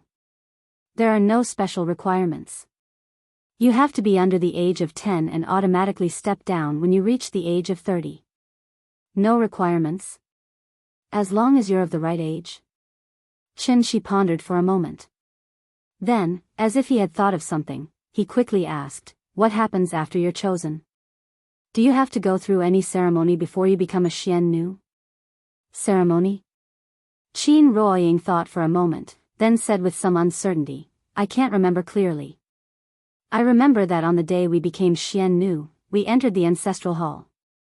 After entering, the clan elder asked us to make a wish. He said that every Xian Nu can make a wish, yes. Qin Shueqing also seemed to have thought of something at this time, and immediately echoed, I remember that my wish at that time was to become a martial Dao master. And then? And then? Qin Shueqing was a little distressed. After thinking for a long time, she muttered, and then I forgot. Hearing this, Chen-shi couldn't help but become serious. There was a problem. When they became Xian Nu, Qin Ruoying was 8 years old, and Qin Shueqing was 6 years old. Children at this age should be able to clearly remember some of the more important things. How could she forget such a big thing as becoming the Empyrean maiden? Thinking of this, Chen-shi couldn't help but turn his head to look at Qin Yongyan. Qin Yongyan seemed to know what he wanted to ask, so he directly answered, Xian Nu make wishes in the ancestral hall. I can't go in, so I don't know what ceremony to hold before becoming a Xian Nu. Chen-shi frowned slightly. After hesitating for a moment, he then turned his head to Qin Ruoying and said very seriously, Ying, look at me and then do as I say. Okay. Qin Ruoying was a little confused, but out of her trust in Chen-shi, she immediately nodded. Then, at Chen-shi's request, she turned around and looked straight into Chen-shi's eyes. Relax, take a deep breath, spit it out, very good, Ying, look into my eyes. The soul-searching technique has certain side effects. Even if it is minimal, Chen-shi can't use it on Qin Ruoying. Although he can't search her soul, he can try to hypnotize Qin Ruoying, and then use hypnosis to dig out the memories buried in her subconscious. Chen-shi has never learned hypnosis, but he has seen the illusion of the Tianxian world, which is more advanced than hypnosis. Qin Ruoying is the person in the world who trusts him the most besides Nian, so in less than 2 minutes, Chen-shi has successfully hypnotized her. Ying, think about it. When you were 8 years old, you became a Xian Nu, walked into the ancestral hall, made a wish, and then, what else did you do? The human consciousness has 2 basic functions, executive and supervisory. The executive function allows us to control and regulate our own behavior, and the supervisory function allows us to observe our own behavior. Under normal circumstances, these 2 functions of the consciousness are connected, but hypnosis can sever the connection between the 2 functions. Under hypnosis, the hypnotized person will enter a special state of consciousness. Their executive function will be normal, and they will be able to accept the hypnotist's orders, but the supervisory function will be lost. When the supervisory function is lost, the brain will enter a subconscious state, and from there, dig out some forgotten things. Qin Ruoying looked at Chen Shi with empty eyes. After hearing Chen Shi's question, the expression on her face immediately showed some pain. After thinking for a long time, Qin Ruoying murmured, after making the wish. I saw a door, the door was talking to me, it called me over. Qin Ruoying's words were too vague, and Chen Shi didn't understand. But his intuition told him that this is a very important part. The light disappeared, drank the soul-restoring soup, became a Xian Nu, soul-restoring soup. Soul? Chen Shi was shocked, and then he stood up from the chair with an ashen face. He quickly formed a hand seal, and then gently pressed his right hand on Qin Ruoying's head. Humans have 3 spiritual souls and 7 physical souls. After a person dies, the 7 physical souls will disperse, and then the heaven soul will ascend to heaven, the earth soul will enter the earth, and the life soul will enter the cycle of reincarnation. The heaven soul is yang, the earth soul is yin, and the life soul is yang. Therefore, the earth soul is also called the yin soul. Chen Shi's soul was damaged, so even though he was with Qin Ruoying every day, he didn't realize it. Qin Ruoying's soul was damaged. The 7 physical souls are all there, but one of the 3 spiritual souls is missing. She lost her earth soul, so no wonder she couldn't find Qi. One of the 3 spiritual souls is missing, so she can't be considered a complete person. How can she embark on the orthodox path of immortality? At this thought, Chen Shi immediately went to Qin Xueqing's side. He didn't say anything, and directly placed his hand on Qin Xueqing's head. Qin Xueqing was stunned. Before she could react, Chen Shi had already retracted his hand and stood beside Qin Ruoying. He lightly brushed his hand across Qin Ruoying's face, and then couldn't help but murmur, "No wonder you guys can't find Qi no matter what." So the price to become Xian Nu is to give up the earth soul. To mortals, missing one of the 3 spiritual souls was not a fatal problem. Missing 1 spiritual soul meant that the body was weak and sickly. Missing 2 spiritual souls meant that the body was in a coma. Missing 3 spiritual souls meant that the 7 physical souls would disperse, and the person would die. The so-called soul recovery soup was probably a prescription to allow Xian Nu to live like a normal person. Without the earth soul, Xian Nu would never be able to become a necromancer. Even if she practiced martial arts, she would never be able to break through to the controlled Dan realm. As for cultivating, it was even more impossible. Chen Shi woke Qin Ruoying up. When she woke up, she immediately held her head, as if she had a headache. Seeing this, Chen Shi gently rubbed her acupoints. When she finally felt better, Chen Shi said softly, "Yingying, I have to go to the village again." Qin Ruoying was a little confused, and didn't know what had happened. When she heard that Chen Shi was going to the village, she immediately asked nervously, "Go to the village? Why?" "It's nothing. Just rest well. Take good care of Nyan. Don't let her know that I'm gone. Don't worry, I'll definitely be back before the afternoon." Seeing Chen Shi's serious expression, Qin Ruoying could only nod and agree. She opened her mouth, wanting to say something. But at this time, Chen Shi had already turned and walked out of the main hall. Qin Ruoying hurriedly got up and chased after him. But when she walked out of the main hall, Chen Shi had already soared into the sky, disappearing from her sight in the blink of an eye. Qin Ruoying stood outside the main hall, looking at the slightly gloomy sky. After a long time, she lowered her head and looked at the limestone fragments in the courtyard. A trace of worry flashed across her face. Why did he go?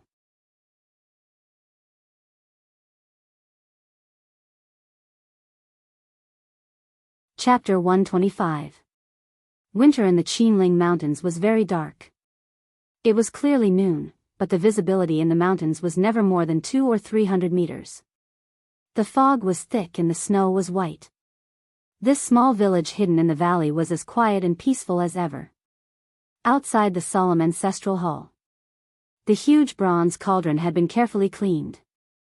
The accumulated snow on top of the cauldron had also been cleared away, revealing the thick and dignified aura of a bronze artifact that had been buried in snow for a long time. The originally empty square was now filled with countless ritual tools and props. Great-granduncle's body was nowhere to be found. According to the tradition of the village, after setting up a cenotaph for him, he still needed to be held in the square outside the ancestral hall for 7 days and 7 days before the burial ceremony could be held. The main character of this funeral was only great-granduncle. Third uncle was on the verge of death, but he was lucky enough to survive. Third uncle would probably secretly rejoice when he woke up. Zhao Xinghuai and Li Hoan hid in the house and drank to drown their sorrows. The sweet and bitter taste entered their throats, but the two of them wanted to get drunk. However, their cultivation was so high that even getting drunk had become an extravagant hope. Although several days had passed, the appearance of that young man seemed to be becoming clearer in their minds. Zhao Xinghuai and Li Hoan were the same age, and 2 years older than Qin Yongyan. The village was not a sect, nor was it a family clan. This was an ordinary village with a few hundred families living in it. Of course, this village had its own special characteristics. The 100 schools of Qi men and the 6 paths of miscellaneous studies. Each family might have a different inheritance. Zhao Xinghuai, Li Hoan, and Qin Yongyan all learned martial arts, so they had been very playful since they were young. As the backbone of the village, Zhao Xinghuai and Li Hoan had always had their own pride. Third uncle was their role model. Great-granduncle was their dream. But now, everything had been shattered. Until that day, they finally understood what was power. That was absolute power, and also a power that made people despair. Everyone was frightened. Even though the great-granduncle, who was the most senior, the strongest, and the most respected person in the village, died on the spot, no one dared to stand out and say that they would avenge him. The elders were silent. After great-granduncle died, the 7 elders didn't even dare to show their faces. They just let that man swagger away. Old Qin was incredible. She gave birth to a good daughter, and her daughter found a good son-in-law. Who would have thought that after competing with Qin Yongyan for most of their lives, they would lose in this aspect? The more Zhao Xinghuai thought about it, the more frustrated he felt. He picked up the earthen jug and drank from it. Li Hoan was stunned for a moment, then he raised the earthen jar and clinked it with him. It was still snowing outside. After drinking this jar of wine, they had to go out and clear the snow to prevent the bronze cauldrons and magic tools in the square from being buried by the snow. After all, it was the great-granduncle's sacrificial offering. They couldn't be too shabby.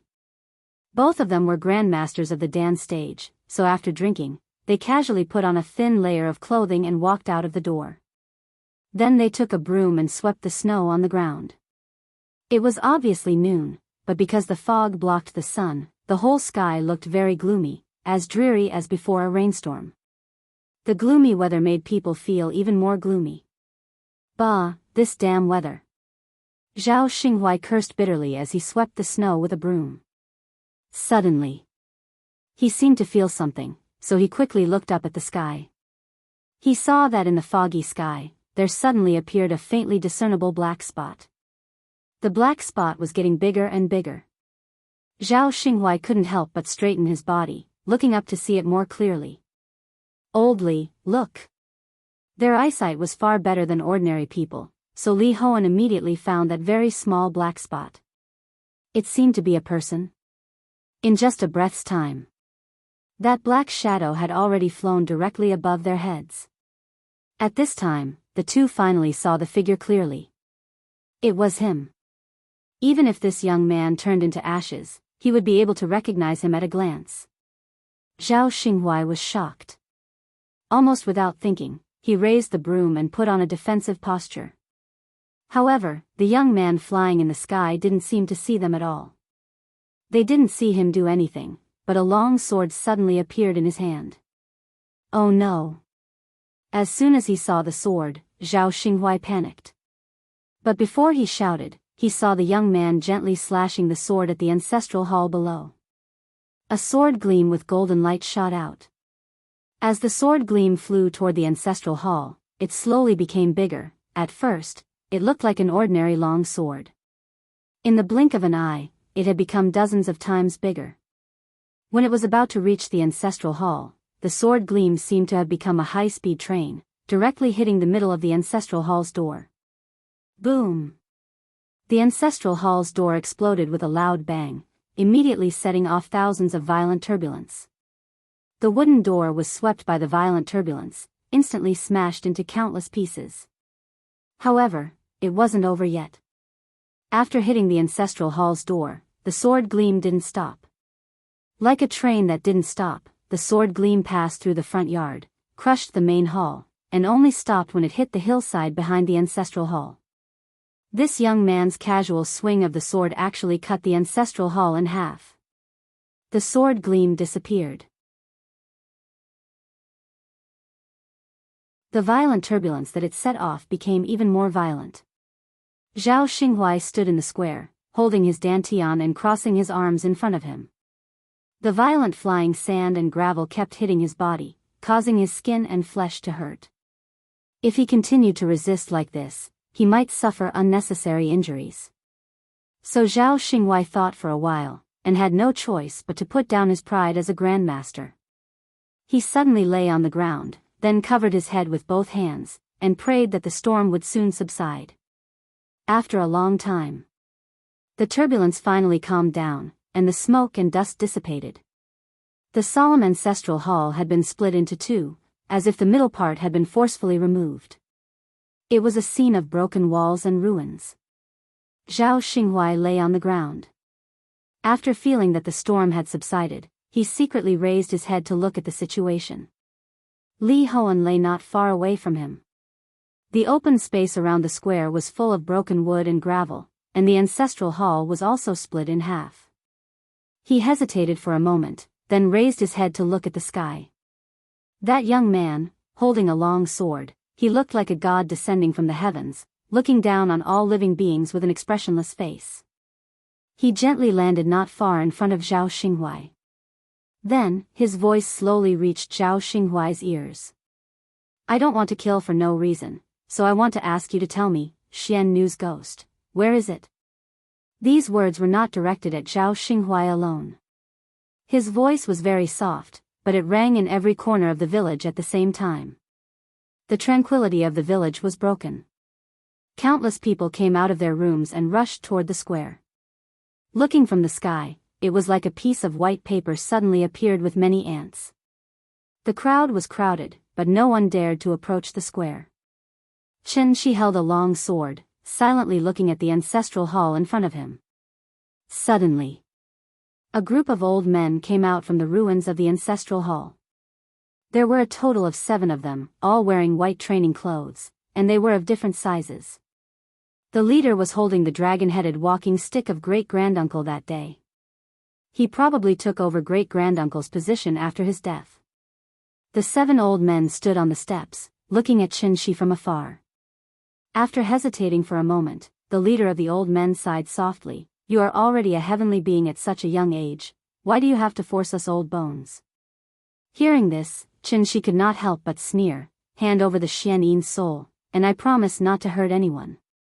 As his voice fell, the leader of the old men fell silent. The few old men beside him could not help but have a slight change in expression. Immediately after, they silently communicated with their eyes. This ancient village hid many secrets. For example, Xian Nu's ghost was actually the key to opening the divine gate. The divine gate had not appeared for more than 100 years, and Xian Nu had been replaced by batches. It was not until this batch that they finally received a heavenly warning, confirming that the divine gate was about to open. This was also their last chance. Several old men looked at Chen Shi at the bottom of the steps, silently communicating.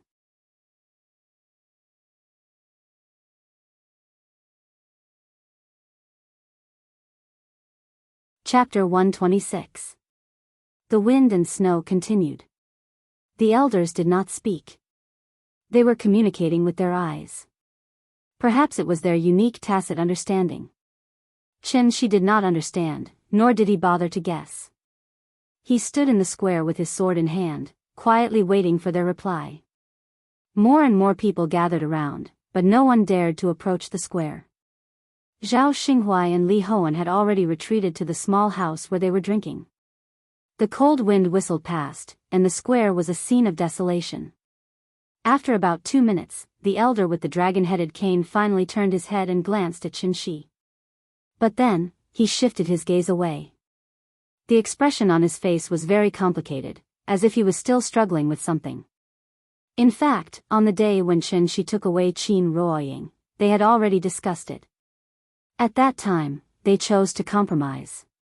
But what they did not expect was that Qin Shi would actually come back and want to take back Xian Nu's ghost. Everyone handed the right to make the decision to him, which put a lot of pressure on him. After looking at the elders again, seeing that they all nodded at him, the elder frowned and finally made the final decision. "We agree to your request." Hearing this, Qin Shi could not help but nod, very satisfied with his answer. The elder slowly walked down the stairs with the dragon-headed cane, then went straight to the giant bronze cauldron. "The ghosts of Xian Nu have been sealed in this giant cauldron for generations. I will now release them." After explaining to Qin Shi, the elder suddenly jumped up and inserted the dragon-headed cane in his hand into the giant bronze cauldron. Ka! The sound of metal colliding was suddenly heard. Immediately after, a golden light suddenly emerged from the giant bronze cauldron. The golden light was as small as the light from a laser pointer at first. But in the blink of an eye, the light had become as thick as a bucket. The golden light burst into the sky. A crack was instantly torn in the gloomy sky. The clouds in the sky churned. As if affected by something, with the golden light as the center, a huge cloud vortex gradually condensed in the clouds. What was even stranger was that the cloud vortex was rotating at a speed visible to the naked eye. The old man standing beside the giant cauldron became excited when he saw the scene in front of him. Suddenly, a faint fluorescent golden barrier appeared above the village, instantly enveloping the entire valley. Then, a strong vibration came from the ground, as if there was an earthquake. Immediately afterward, a golden light pillar as thick as a bucket rose from the 4 corners of the valley. These 5 pillars of light seemed to be the pillars of the barrier. When the light pillars rose from the 4 corners, the barrier in the sky became even more dazzling. The barrier was like a golden tortoise shell, encircling the valley where the village was located.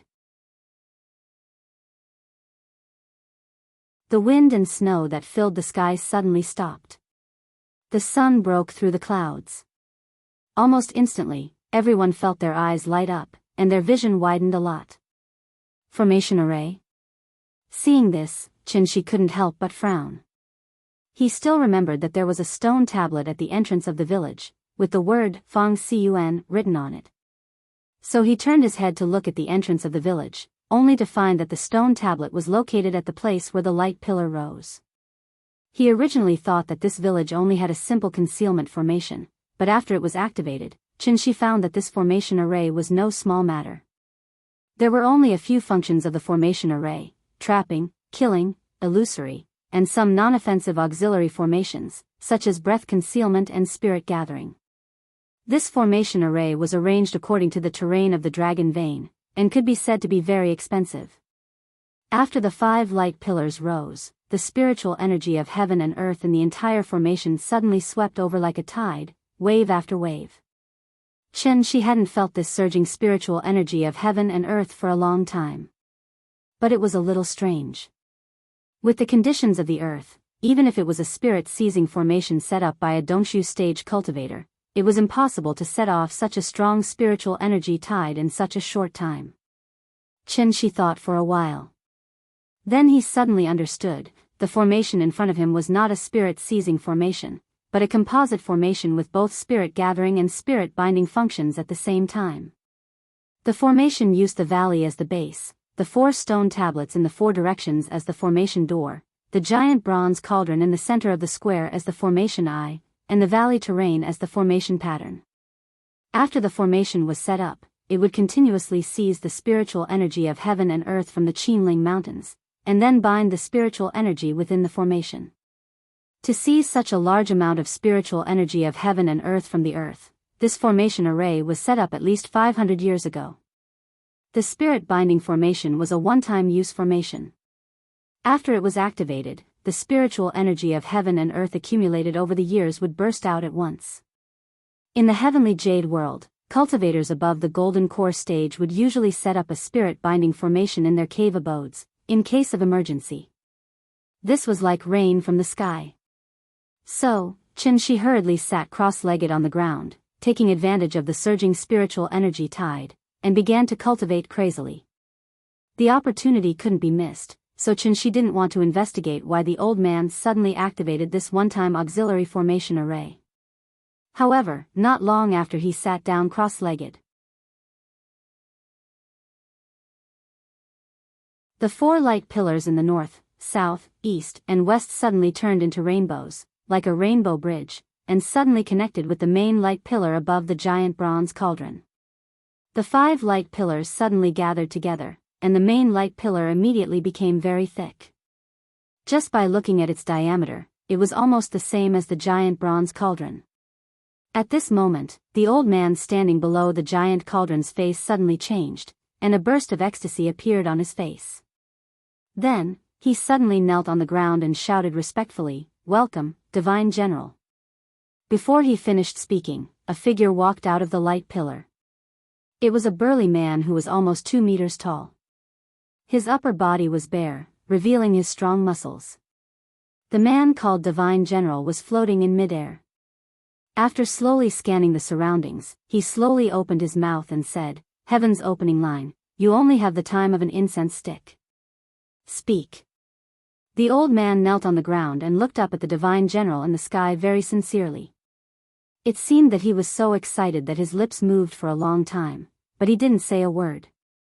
The elder ancestor's words were true. At this moment, Qin-shi suddenly opened his eyes. He looked at the man flying in the sky, then looked at the old man kneeling on the ground. Then, Qin-shi's lips suddenly curled into a faint sneer. "I thought you were really going to return Xian Nu's spirit to me. I didn't expect that you just wanted to ask for help. Forget it, since you don't want to give it to me, I'll find it myself." As he said that, he slowly stood up from the ground. After hearing Qin-shi's words, the Divine General lowered his head and noticed him. One was in the sky. One was on the ground.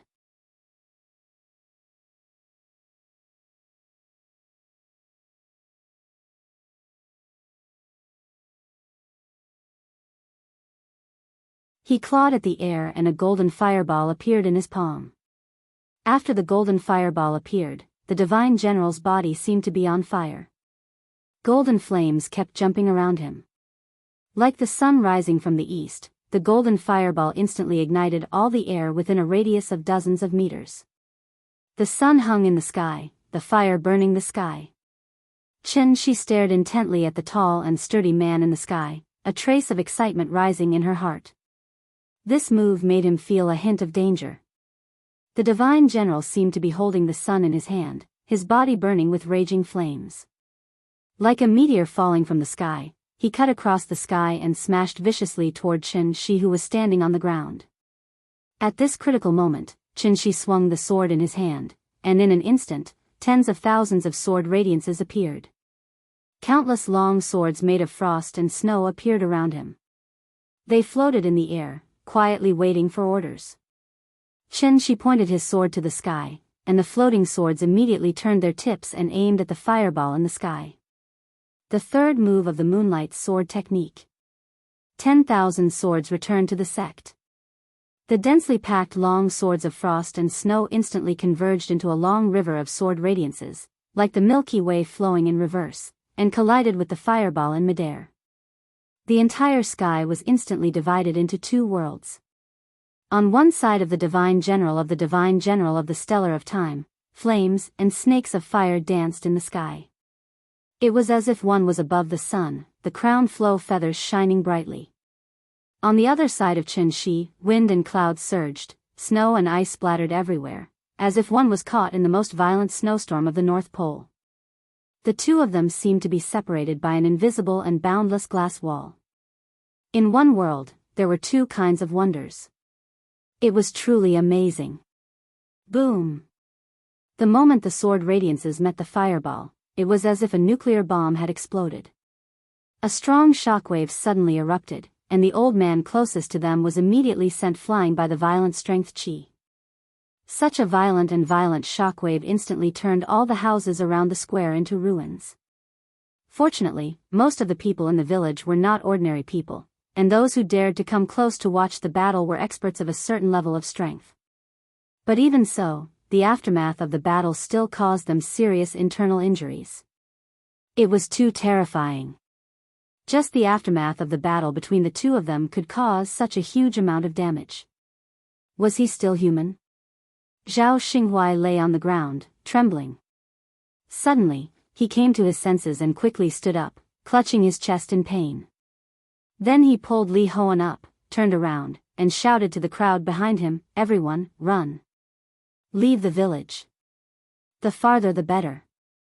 The crowd of onlookers fled in all directions. A battle of this level was no longer something they could watch. On the square, the shock wave caused by the battle between the two of them finally subsided. The square, which was originally the size of 2 basketball courts, seemed to have been hit by a huge invisible iron ball. With Chen Shi as the center, a huge circular crater appeared on the ground of the square. The deepest part of the crater was at least 5 meters deep. Chen Shi floated in the middle of the crater, facing the divine general of the stellar of time in the sky. After this collision, they had more or less figured out each other's strength, so they did not intend to attack immediately. The divine general looked at Chen Shi thoughtfully, then suddenly laughed. "Your cultivation is not very high, but the move you used just now was really powerful." From the looks of it, he seemed to be very interested in the sword art that Chen Shi had just used. "Is that so?" Chen Shi raised her eyelids and looked at the tall and sturdy man. She couldn't help but sneer. The divine general in front of him was not an immortal cultivator, but after exchanging blows with him, Chen Shi could roughly estimate his strength. Above Yuanying and below soul formation. What about himself? In fact, he was now like a sorcerer without mana. He still had his realm, but his accumulation of vital energy was far from enough. When the array was activated just now, Chen Shi took the opportunity to absorb a wave of spiritual energy from heaven and earth, which allowed him to successfully use the third move of the Moonlight Sword technique. 10,000 swords returned to origin. Chen Shi floated above the crater, holding the long sword silently, as if he was thinking about something. The divine general did not seem to be in a hurry, because the person in front of him had indeed piqued his interest. After a while,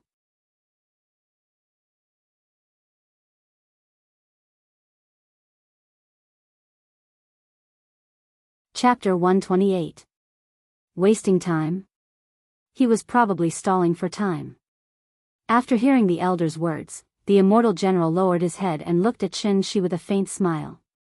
He thought for a moment and suddenly spread his hands.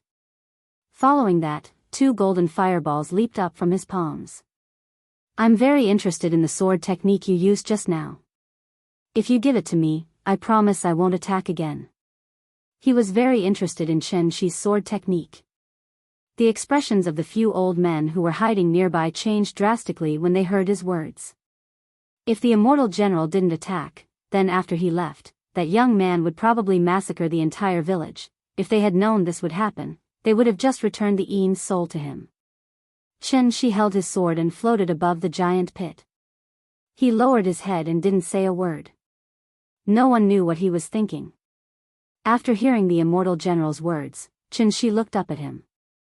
It seemed that he didn't like the feeling of looking up at others. So Chen Shi flew up until he reached the same height as the immortal general. Then, he said calmly, "You want my sword technique? You have good taste." The Moonlight Sword technique was comparable to the 49 forms of heaven's divination. There were only 3 forms, but the power of these 3 forms would increase as the user's realm increased. Gold will always shine. Your cultivation isn't high enough, so you won't be able to use the true power of this sword technique. Why don't you give it to me? What do you think? The immortal general smiled. As he spoke, he looked at the 2 golden fireballs in his palms. The golden fireballs kept jumping, as if they were silently threatening him.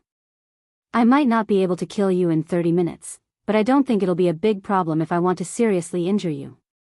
The Immortal General was very confident, as if he had Qin Shi under control. Hearing this, Qin Shi couldn't help but laugh. This sword technique is called the Moonlight Sword Technique. It's of the Yin attribute. It might conflict with your fire attribute technique. That's not important. No one will complain about having too many techniques. The Immortal General said indifferently. However, Qin Shi's next words stunned him. I have a set of saber techniques that are comparable to a sword technique. It's of the Yang attribute. I think it'll be compatible with your technique. As soon as he finished speaking, Qin Shi gently raised his left hand. Then, a gust of wind suddenly blew in the deep pit below him. A small tornado suddenly rose from the bottom of the pit. Then, it wrapped the dust and gravel on the ground and flew directly toward Qin Shi's left hand. In the blink of an eye, a long saber made of dust suddenly appeared in his hand. After the dust blade was formed, it immediately formed a sharp contrast with the frost sword in his right hand. The saber was yellow, but the sword was clear and bright.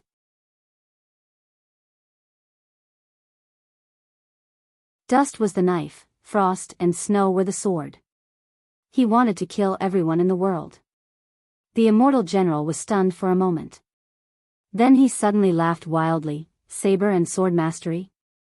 Interesting. Then let me see if your saber is worthy of your sword. With that, the Divine General clasped his hands together. The two sun-like blazing fireballs immediately merged into one, erupting with a powerful shockwave. An incomparably dazzling golden light suddenly exploded from his palm, illuminating the entire sky in a deathly white.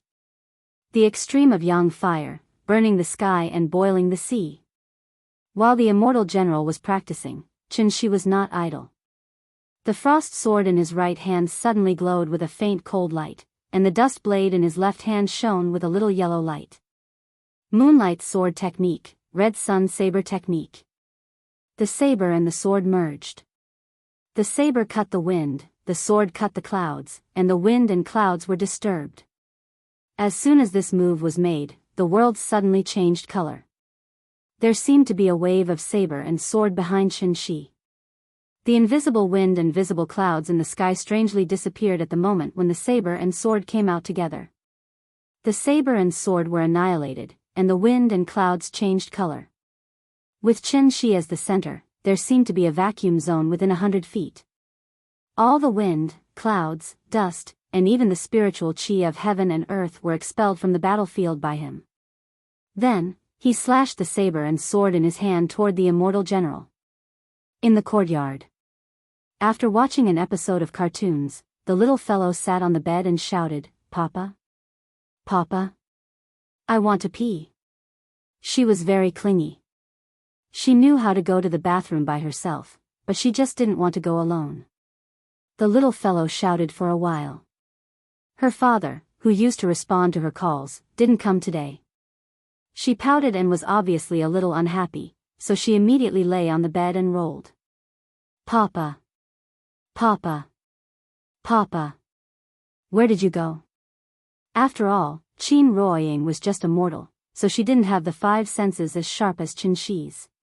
She was still standing in the yard in a daze. Although Qin Shi could even kill great-granduncle with one sword, Qin Ruoying had a faint unjustified worry after he left this time. She hadn't seen Qin Shi for 5 years, and she was really afraid to be separated from him again. Papa was not here, and Mama didn't hear it. When the big cat saw that the little one was making a scene, it immediately jumped out of the bed and ran to Qin Ruoying's side. Then, it rubbed its body against her feet. Meow. The big cat called Qin Ruoying back from her chaotic thoughts. As soon as she saw the big cat, she knew that something must have happened to Nian, so she ran to the west wing. Sure enough. Before she stepped into the room, she had already heard the little fellow shouting for Papa.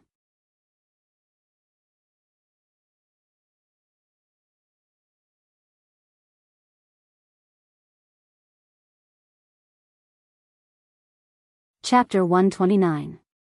Qin Ruoying held the little girl in her arms. All of a sudden, she seemed to realize something. When she left Nian was still young, so she had no impression of her. Although Qinshi came back later, he had been with the little girl since he came back. With his meticulous care and love, Qinshi succeeded in occupying more and more weight in the little girl's heart. He had surpassed her mother and Aunt Zhang. Therefore, the little girl only needed her father now. Her father was her whole world.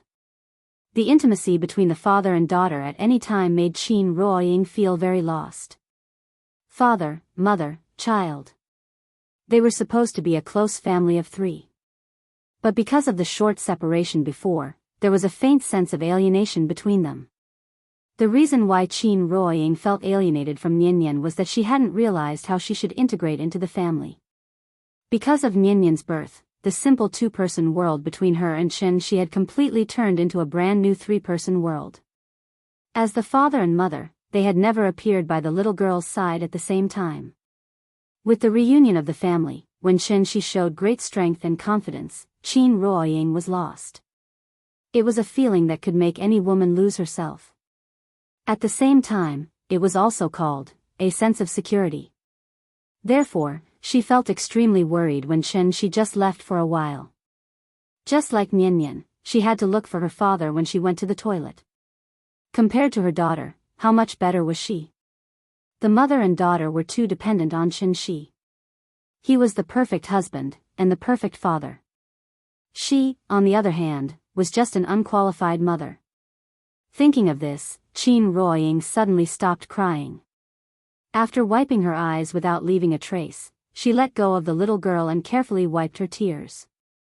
Niannian, don't cry. Daddy didn't leave you. He just went to buy groceries. He'll be back soon to cook for you. Don't you like Daddy's cooking the most? What do you want to eat tonight? I don't want to eat, I want Daddy. The little guy kicked the bed, still throwing a tantrum. Qin Ruoying had no choice but to hug her gently and keep trying to reason with her. After a long while. After the little girl calmed down a little, Qin Ruoying immediately picked her up and carried her to the bathroom. Let's go. Don't you want to pee? Mama will take you there. Be careful not to wet the bed again. Hearing this, the little guy was like a cat whose tail had been stepped on. He immediately pouted and shouted softly, I don't wet the bed. In the past life and in this life, the two looked at each other. The sword and the sword were used to cut off their worries. I walk alone in the heavens and under the earth. I am duty-bound and crazy for love. This set of sword and saber techniques didn't originate from the Heavenly Yen divine sect. Instead, it was an ancient inheritance that Qinshi obtained by chance. The Dark Heaven Evil Emperor. The third form of the saber, the third form of the sword. The third form of sword and saber. 3 by 3 is inexhaustible, 9 by 9 returns to 1. The saber cut the wind, the sword cut the clouds, and the wind and clouds were disturbed. Although it was a divine skill, it didn't change the fact that Qinshi's cultivation had been damaged. Qinshi, who was seriously injured, faced the divine general who was in his peak state. The divine general held the golden crow in his hand. It was like the sun had descended to earth. Thousands of golden pillars of fire swore to burn everything in the world to ashes. Qinshi's face was as calm as water. After the sword and saber slashed out, 2 huge shadows appeared in the sky. A saber and a sword instantly collided with the scorching fireball. When the saber and sword shadows collided with the raging flames in the sky, the entire world shook. The shockwave that shot out in all directions instantly dimmed the 5 golden pillars. The huge cloud vortex in the sky also trembled, almost being torn apart by the violent strength qi and vanishing into thin air. The spirit-binding array was on the verge of collapse. A few elders hid behind the hill behind the ancestral hall. After the wind and smoke dissipated, they cautiously poked their heads out. The scene in front of them completely stunned them. Annihilation. Everything was annihilated. This village with a long history was instantly razed to the ground by such a violent collision. When the smoke and dust dissipated, a huge circular crater with a diameter of hundreds of meters appeared below the two of them. The land was originally flat, the houses were neat, and there were fertile fields, beautiful ponds, mulberry trees, and other plants. It was a paradise where chickens and dogs could hear each other. Now, it was completely gone. Even the small hill that they were hiding in had been cut in half. The divine general was still floating in the air. He wasn't wearing a shirt, revealing his strong muscles. The flames that kept rising around him like flames had already disappeared. Chi! There were no scars on his bronze-colored skin. But then, the divine general was like a broken shower head. Tiny flowers of blood splattered all over his body. Not long after, his entire body was dyed red with blood. Shi held the saber in his left hand and the sword in his right, as if he had never moved. But if one looked closely, they would find that Shi was in a very strange state. His eyes were empty, as if he had lost his soul. The saber and sword were still in his hands, but there was a faint blood-red light around him. The confidence and wild laughter on the divine general's face had disappeared, leaving only fear. Yes, he was scared. Because his injuries were too serious, he couldn't even maintain flying. So, the divine general immediately made a wise decision. Run. However, the moment he turned around, the blood-red light behind him lit up. The blood-red light that was as delicate and beautiful as fresh blood instantly dyed the entire sky red. The pillar of light that pierced through the clouds disappeared. The cloud vortex dissipated. The tortoise-shell-like golden barrier slowly turned into white smoke and disappeared. The wind and snow were still in the sky. The cold wind whistled through the sky with snowflakes. It was as if summer had turned to winter in an instant. A blood-red sword light suddenly slashed out. Bang! The hillside where the elders were hiding was immediately razed to the ground. Where is the soul of Xian Nu? The cold and emotionless voice suddenly sounded in the sky. Hearing this, the leading old man immediately knelt on the ground and kowtowed heavily. Then, he tremblingly took out a black box and shouted, "The soul of the mysterious fairy is here. If I may be so bold, please spare our lives, immortal master." He knelt on the ground and held the box tightly with both hands, as if he was begging for mercy. This box was their only chance to live. If that man didn't agree, then they could only destroy this box. They would fight to the death. However, just as the old man was about to say something, a long sword of frost and snow suddenly formed in the sky above his head. Then, a blood-red sword light suddenly fell. Thud! The box fell to the ground and rolled a few times before lying down quietly in the mud. Shi casually waved his hand. The box seemed to have sensed something. After trembling slightly, it suddenly flew into his hand. After getting the box, Shi glanced around indifferently. The village had been reduced to nothing. The villagers had also retreated to the edge of the array. Everyone huddled together and trembled as they looked at the godlike man in the sky. He thought for a moment, then turned around and flew in the direction he came from. However, the moment he turned around and flew away, 6 blood-red sword lights suddenly appeared in the sky.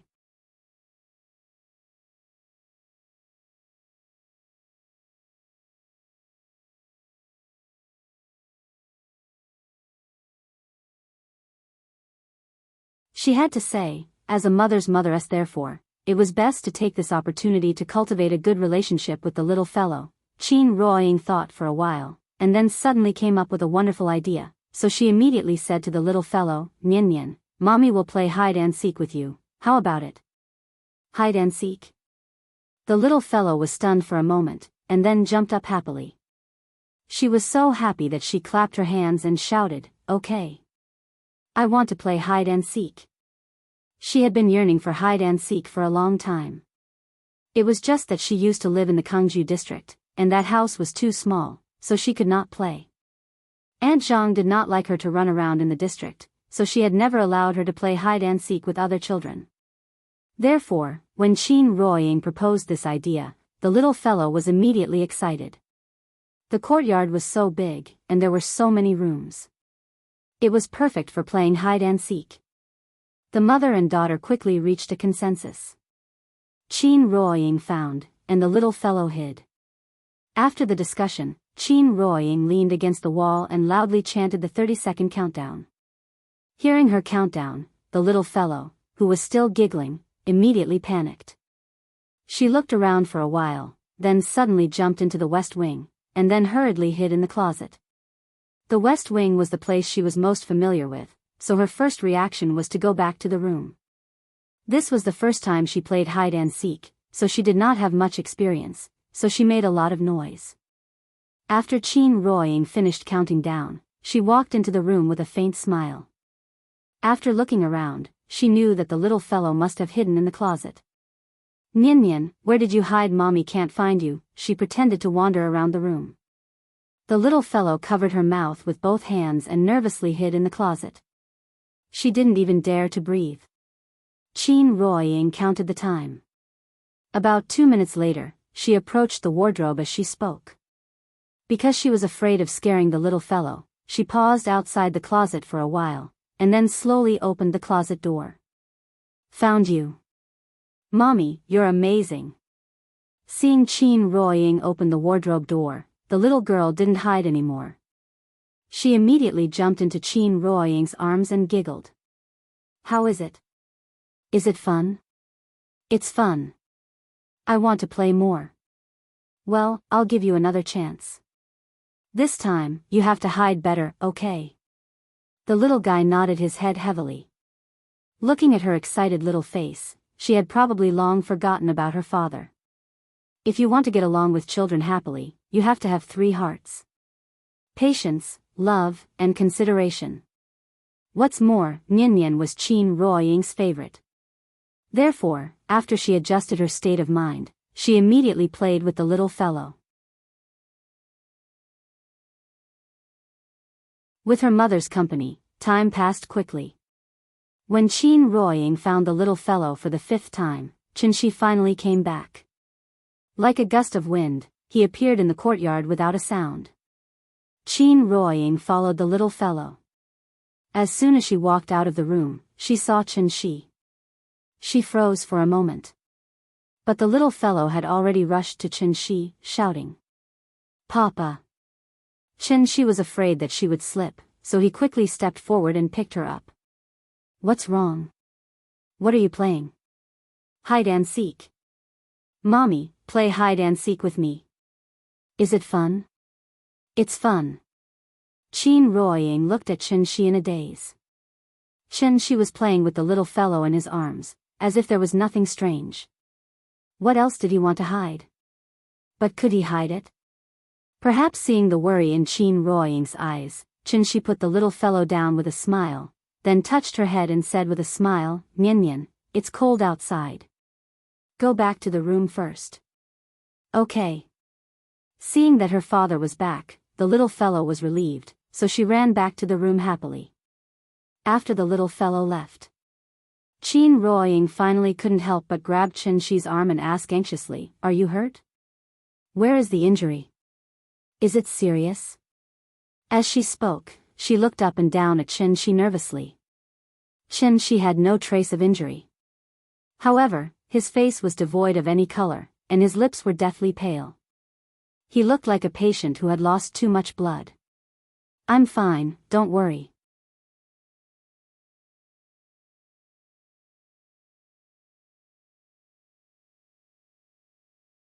Chapter 131. Qinshi handed the box to Qin Ruoying as if she was presenting a treasure. She thought that Qin Ruoying would be very happy, but she didn't expect that after seeing the box, Qin Ruoying had a complicated expression on her face. Qinshi didn't understand, so he asked in confusion, "Ying, what's wrong? Are you unhappy?" Qin Ruoying didn't say anything, but her expression was also complicated. Qinshi thought she didn't understand the importance of this, so he explained, "The reason you can't sense qi is because when you became Xian Nu, they extracted your earthly soul. A person has 3 spiritual and 7 physical souls. Without 1 spiritual soul, you can't be considered a complete person. It's because of this that you can't cultivate." Before Qinshi could finish, Qin Ruoying suddenly interrupted him. "I can choose not to cultivate." With that, Qin Ruoying hurriedly took Qinshi's hand and sighed softly, "Do you know what my wish was when I was 8 years old?" The wish you made when you became Xian Nu? Yes, Xian Nu can make a wish. I didn't have the same ambition as Yuan Qing back then, so my wish was very simple. I only wanted to live a peaceful and happy life like a normal person. When she said this, Shi suddenly understood something. He looked at Qin Ruoying's serious expression and couldn't help but gently pull her into his arms. Then he said solemnly to her, I'm sorry, Yingying, I made you worry. Shi hadn't been injured in the battle with the divine general. However, he had paid a heavy price because of this. Because he had burned another drop of essence blood. Essence blood, the essence of blood, was also the life source of a cultivator. Essence blood contained enormous energy. Many demonic and evil techniques even relied on stealing the essence blood of others to increase their own cultivation. Shi used a secret technique to burn his essence blood, allowing himself to explode with power close to his peak for a short period of time. This allowed him to successfully kill the divine general who was comparable to a complete Yuanying. Essence blood wasn't present at birth, but gradually condensed as a cultivator's cultivation grew. After 500 years of accumulation, Shi had actually only accumulated 3 drops of essence blood. Before returning to Earth, he had already burned a drop because he didn't have enough vital essence. The divine general had burned another drop. Therefore, he only had 1 drop of essence blood left. If he lost even this drop of essence blood, Shi wouldn't be far from death. Regret? Absolutely not. Even if I die, my heart won't be covered in dust. Qin Ruoying looked at Shi's slightly pale face and couldn't help but reach out to touch it. After feeling the warmth from his face, Qin Ruoying couldn't help but murmur, maybe it's because of Xian Nu's identity that I've basically fulfilled all the wishes I've made before. Just think of it as greed, so I have a new wish. Speaking of this, Qin Ruoying suddenly laughed, then turned to look at the room. At this time, the little girl's giggles sounded in the room. Silly child, watching cartoons alone can make you convulse with laughter. After the Earth's soul returned to its original position, Qin Shueqing really found the sense of qi. That kind of mysterious feeling made her, a martial arts fanatic, immediately intoxicated. Faintly, she even had an illusion. The long-sealed gate of the Alcade state seemed to finally show a sign of loosening. She could finally step into the Alcade state. Qin Wanqing was still struggling to break through to the Alcade realm. Qin Yongyan, on the other hand, started cultivating a few days earlier than her and took the spirit-gathering pill. Therefore, he smoothly stepped into the early stage of qi refinement and directly stepped into the Alcade realm. He was now a grandmaster of the Alcade state. This also made him more convinced that what Shi taught them was much more powerful than martial arts. His father-in-law and sister-in-law were both obsessed with cultivation, so they didn't even come out for dinner. Shi didn't want to interrupt this kind of state where they forgot to eat and sleep, so he left some food in the refrigerator for them. After dinner, Shi wanted Qin Ruoying to also cultivate. But at this time, Qin Ruoying shook her head, and proposed to take a walk in Hohai. Take a walk? The little girl was lying on the bed.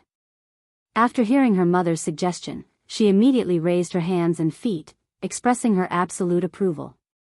Being cooped up at home every day, this little girl was about to become moldy. In winter, the sun set early. It wasn't even 7 o'clock in the evening, but some places without street lights were already pitch black. Outside the big house, one could see the old street light at the entrance of Dongming Alley. The light of the street light was slightly yellow, elongating the shadows of the family of 3. The little girl held Qin Ruoying's left hand, and Shi's right hand. She squatted on the snow, and her 2 small cotton boots seemed to have turned into skis, constantly yelling for them to run. Just like the sleigh pulling the carriage at Christmas, her parents were the elk pulling the carriage. And she was Santa Claus bringing joy to the mortal world. Since their daughter had this request, her parents had to agree even if they had to work like cows or horses. Thus, Qin Ruoying and Shi looked at each other and smiled, and immediately pulled her to a trot. Giddy up. Horse, run. Horse, run. The sleigh started running, and the little girl's 2 feet immediately pulled a long track on the ground. She was so happy that she giggled, feeling that it seemed to be more interesting than riding a big cat. Chen Ruoying's physical fitness was average. In winter, she wore a lot of clothes, and the snow was difficult to walk on, so after running for a while, she was tired and panting. And because she was so happy, she kept laughing. The intense exercise and the stimulation of the cold air immediately caused a sharp pain in her abdomen. Exercise-induced abdominal pain. Ouch! Chen Ruoying gasped for air as she clutched her stomach and groaned. Seeing this, Chen Shi quickly stopped. Chen Shi used his true essence to help her recuperate. After seeing that she was better, Chen Shi said to the little girl, "Mommy's body isn't good. Nian Nian, come, Daddy will play with you. Today, I'll let you experience what it means to be fast and furious." Okay. After Chen Ruoying stopped, the little girl sat down on the ground. Hearing Chen Shi's words, she immediately stretched out her hands and took Chen Shi's right hand. "Little princess, let's go." After that, Chen Shi started running. In this kind of snow, they couldn't run too fast. If the little girl couldn't control herself, she would be dragged to the ground by Chen Shi. Therefore, Chen Shi could only pay attention to the little girl's state while slowly speeding up. In fact, the speed was not very fast, but the little girl was very excited. She happily giggled and said, "Papa, come on. Papa, come on." It was really much more fun than riding a big cat. Hohai had not completely frozen, and the skating rink had not been opened, so now Shikahai looked a little deserted. The weather was still too cold, so the family of 3 returned home after a round. In the evening, after the little girl fell asleep, Chen Ruoying finally began to cultivate. She had figured it out. If she neglected her daughter because of cultivation, then she was not worthy of being Nianyan's mother. In a dark room, the little girl fell asleep sweetly, while Chen Shi and Chen Ruoying sat cross-legged on her left and right. Suddenly, Chen Shi opened his eyes.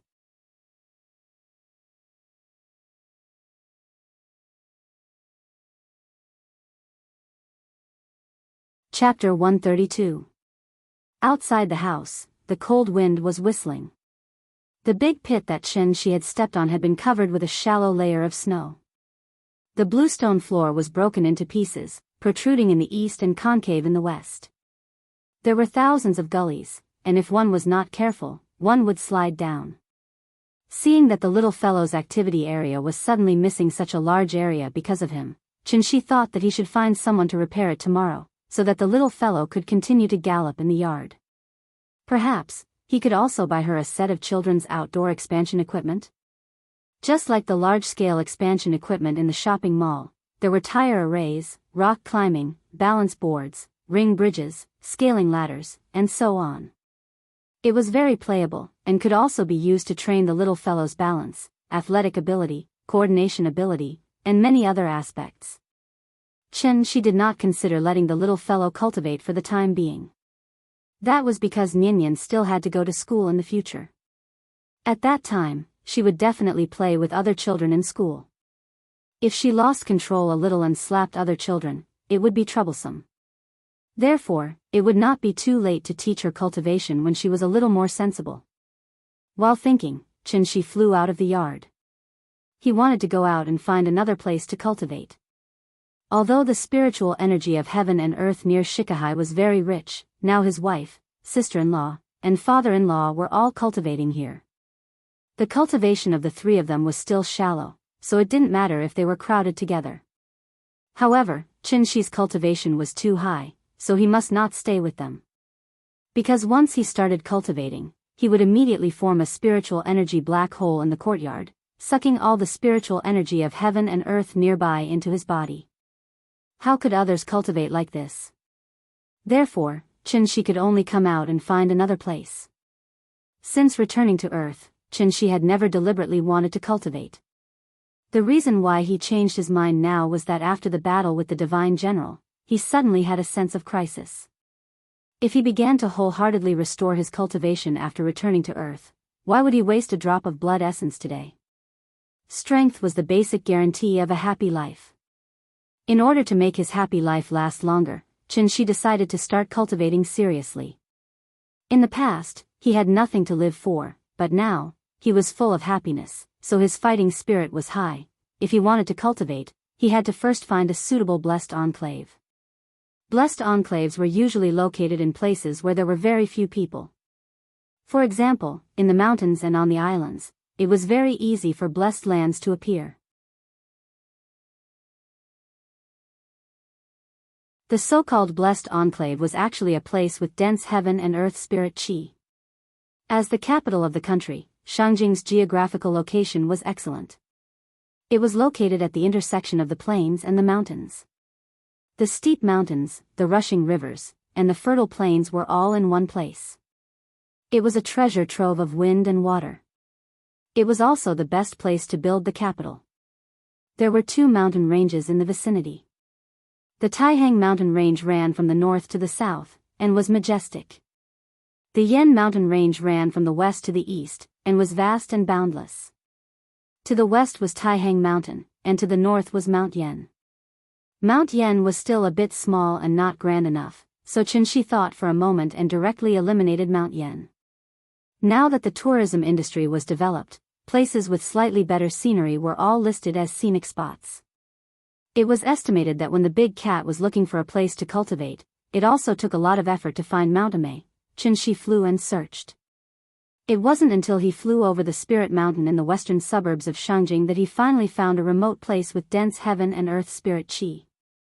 This mountain range was steep, and it was estimated to be more than 2,000 meters above sea level. The top of the mountain was already covered with a thick layer of snow. Standing on the top of the mountain, when the clouds surged, the clouds paved a road, and people walked in the sky. It was like a fairyland. Shi looked around, and after confirming that there was no one else around, he sat cross-legged on a large rock at the top of the mountain and began cultivating. As he gradually entered the state, Shi's body seemed to turn into a black hole, and the surrounding heaven and earth spirit qi rushed towards him. Within a radius of tens of meters, there was strangely no wind, like a color photo, and everything seemed to be still. On the top of the snowy mountain, a bright moon hung in the sky, and the surrounding stars were overshadowed. Time flew. When Shi opened his eyes again, the sun on the horizon just happened to show a corner of the clouds.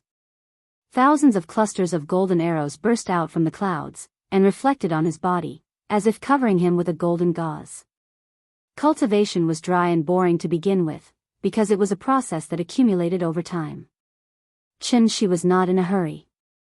After seeing the sun rise, he immediately got up and left the top of the mountain. Because he had to go back to prepare breakfast for the little fellow. Qin Ruoying now also made up her mind to accompany Nian during the day, and find time to cultivate at night. She wanted to let the little fellow deeply feel what was called motherly love. Of course, this kind of love was not without limits. Appropriate love was called doting. Once it went beyond the limit, it became doting. To any child, being spoiled was definitely not beneficial. Qin Ruoying also put in a lot of effort. Although she had only been with Nian for a few days, she was very keen to find a problem that had not yet occurred. Nian was very smart and sensible, and she rarely lost her temper. Although sometimes she also liked to make trouble, more often than not, Nian liked to quietly watch cartoons with the big cat. Nian never seemed to be very interested in the outside world. Playing games with her parents, watching cartoons with the big cat. This was all the content of her life. This way of life was absolutely wrong. Because she lacked communication with her peers, and also relatively lacked the psychological and ability to socialize. Although the big cat was a monster, and its intelligence was far superior to that of a child, it could not speak, so there was no way to communicate with the little fellow. If the child had too little contact with the outside world from a young age, it may lead to an extremely serious consequence. That was, when the child grew up, he or she would become more and more withdrawn. If it was more serious, it would even evolve into a psychological illness, such as low self-esteem, autism, depression, and so on. As a parent, in the child's growth process, it was obvious that they should take the initiative to create opportunities for the child to interact with strangers and unfamiliar environments, to increase the child's ability to socialize and adapt to the environment, and to cultivate a cheerful and optimistic character. Qin Ruoying looked at the little fellow, who immediately climbed into bed after breakfast. The more she thought about it, the more she felt that something was wrong, so she quickly told this problem to Qin Shi. And when Qin Shi heard what she said, he immediately realized the seriousness of the situation. After all, Aunt Zhang was old and in poor health, so she rarely took Nian out to play with other children. And after he came back, it seemed that he did not take Nian to play with other children. At most, he let the little fellow go to kindergarten, but after a few days, he did not go. No, according to this progress, it seemed that Nian was likely to become more and more withdrawn. She looked very outgoing now, but that was because she stayed by her parents' side all day long. She could not be so introverted in front of her parents, right? What to do?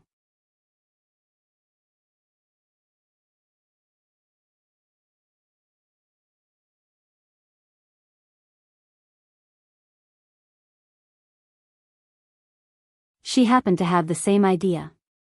Although Qin Ruoying wanted to spend more time with Nian, in order to give Nian a healthy and happy environment, it was better to be cautious. As long as it involved their children, any parent would become particularly worried.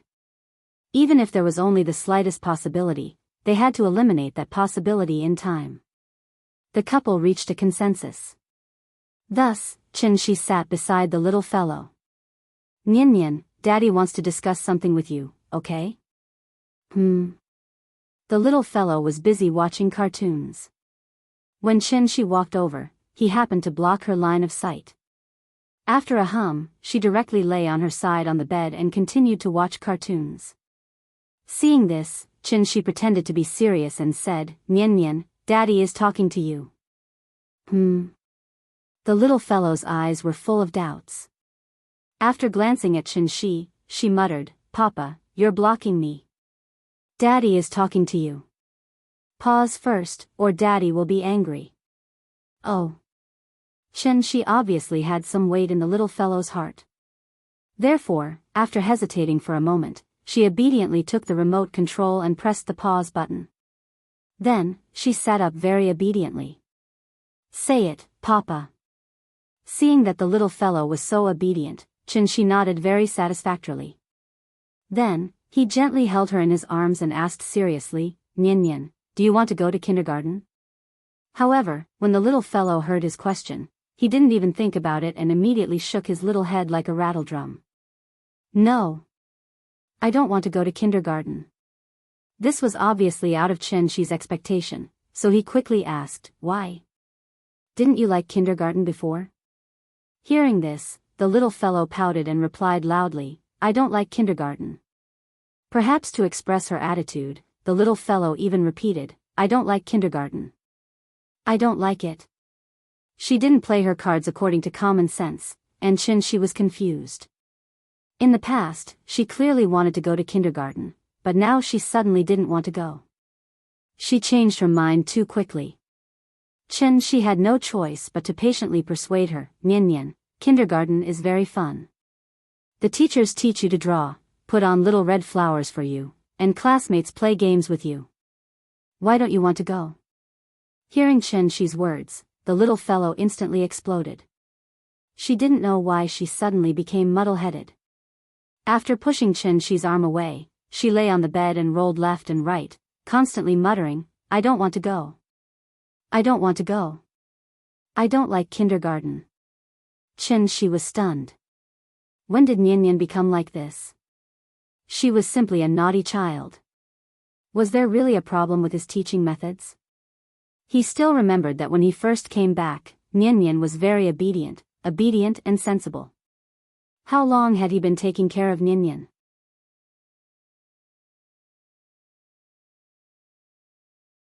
How did he raise the child like this? Thinking of this, Qin Shi couldn't help but fall into deep reflection.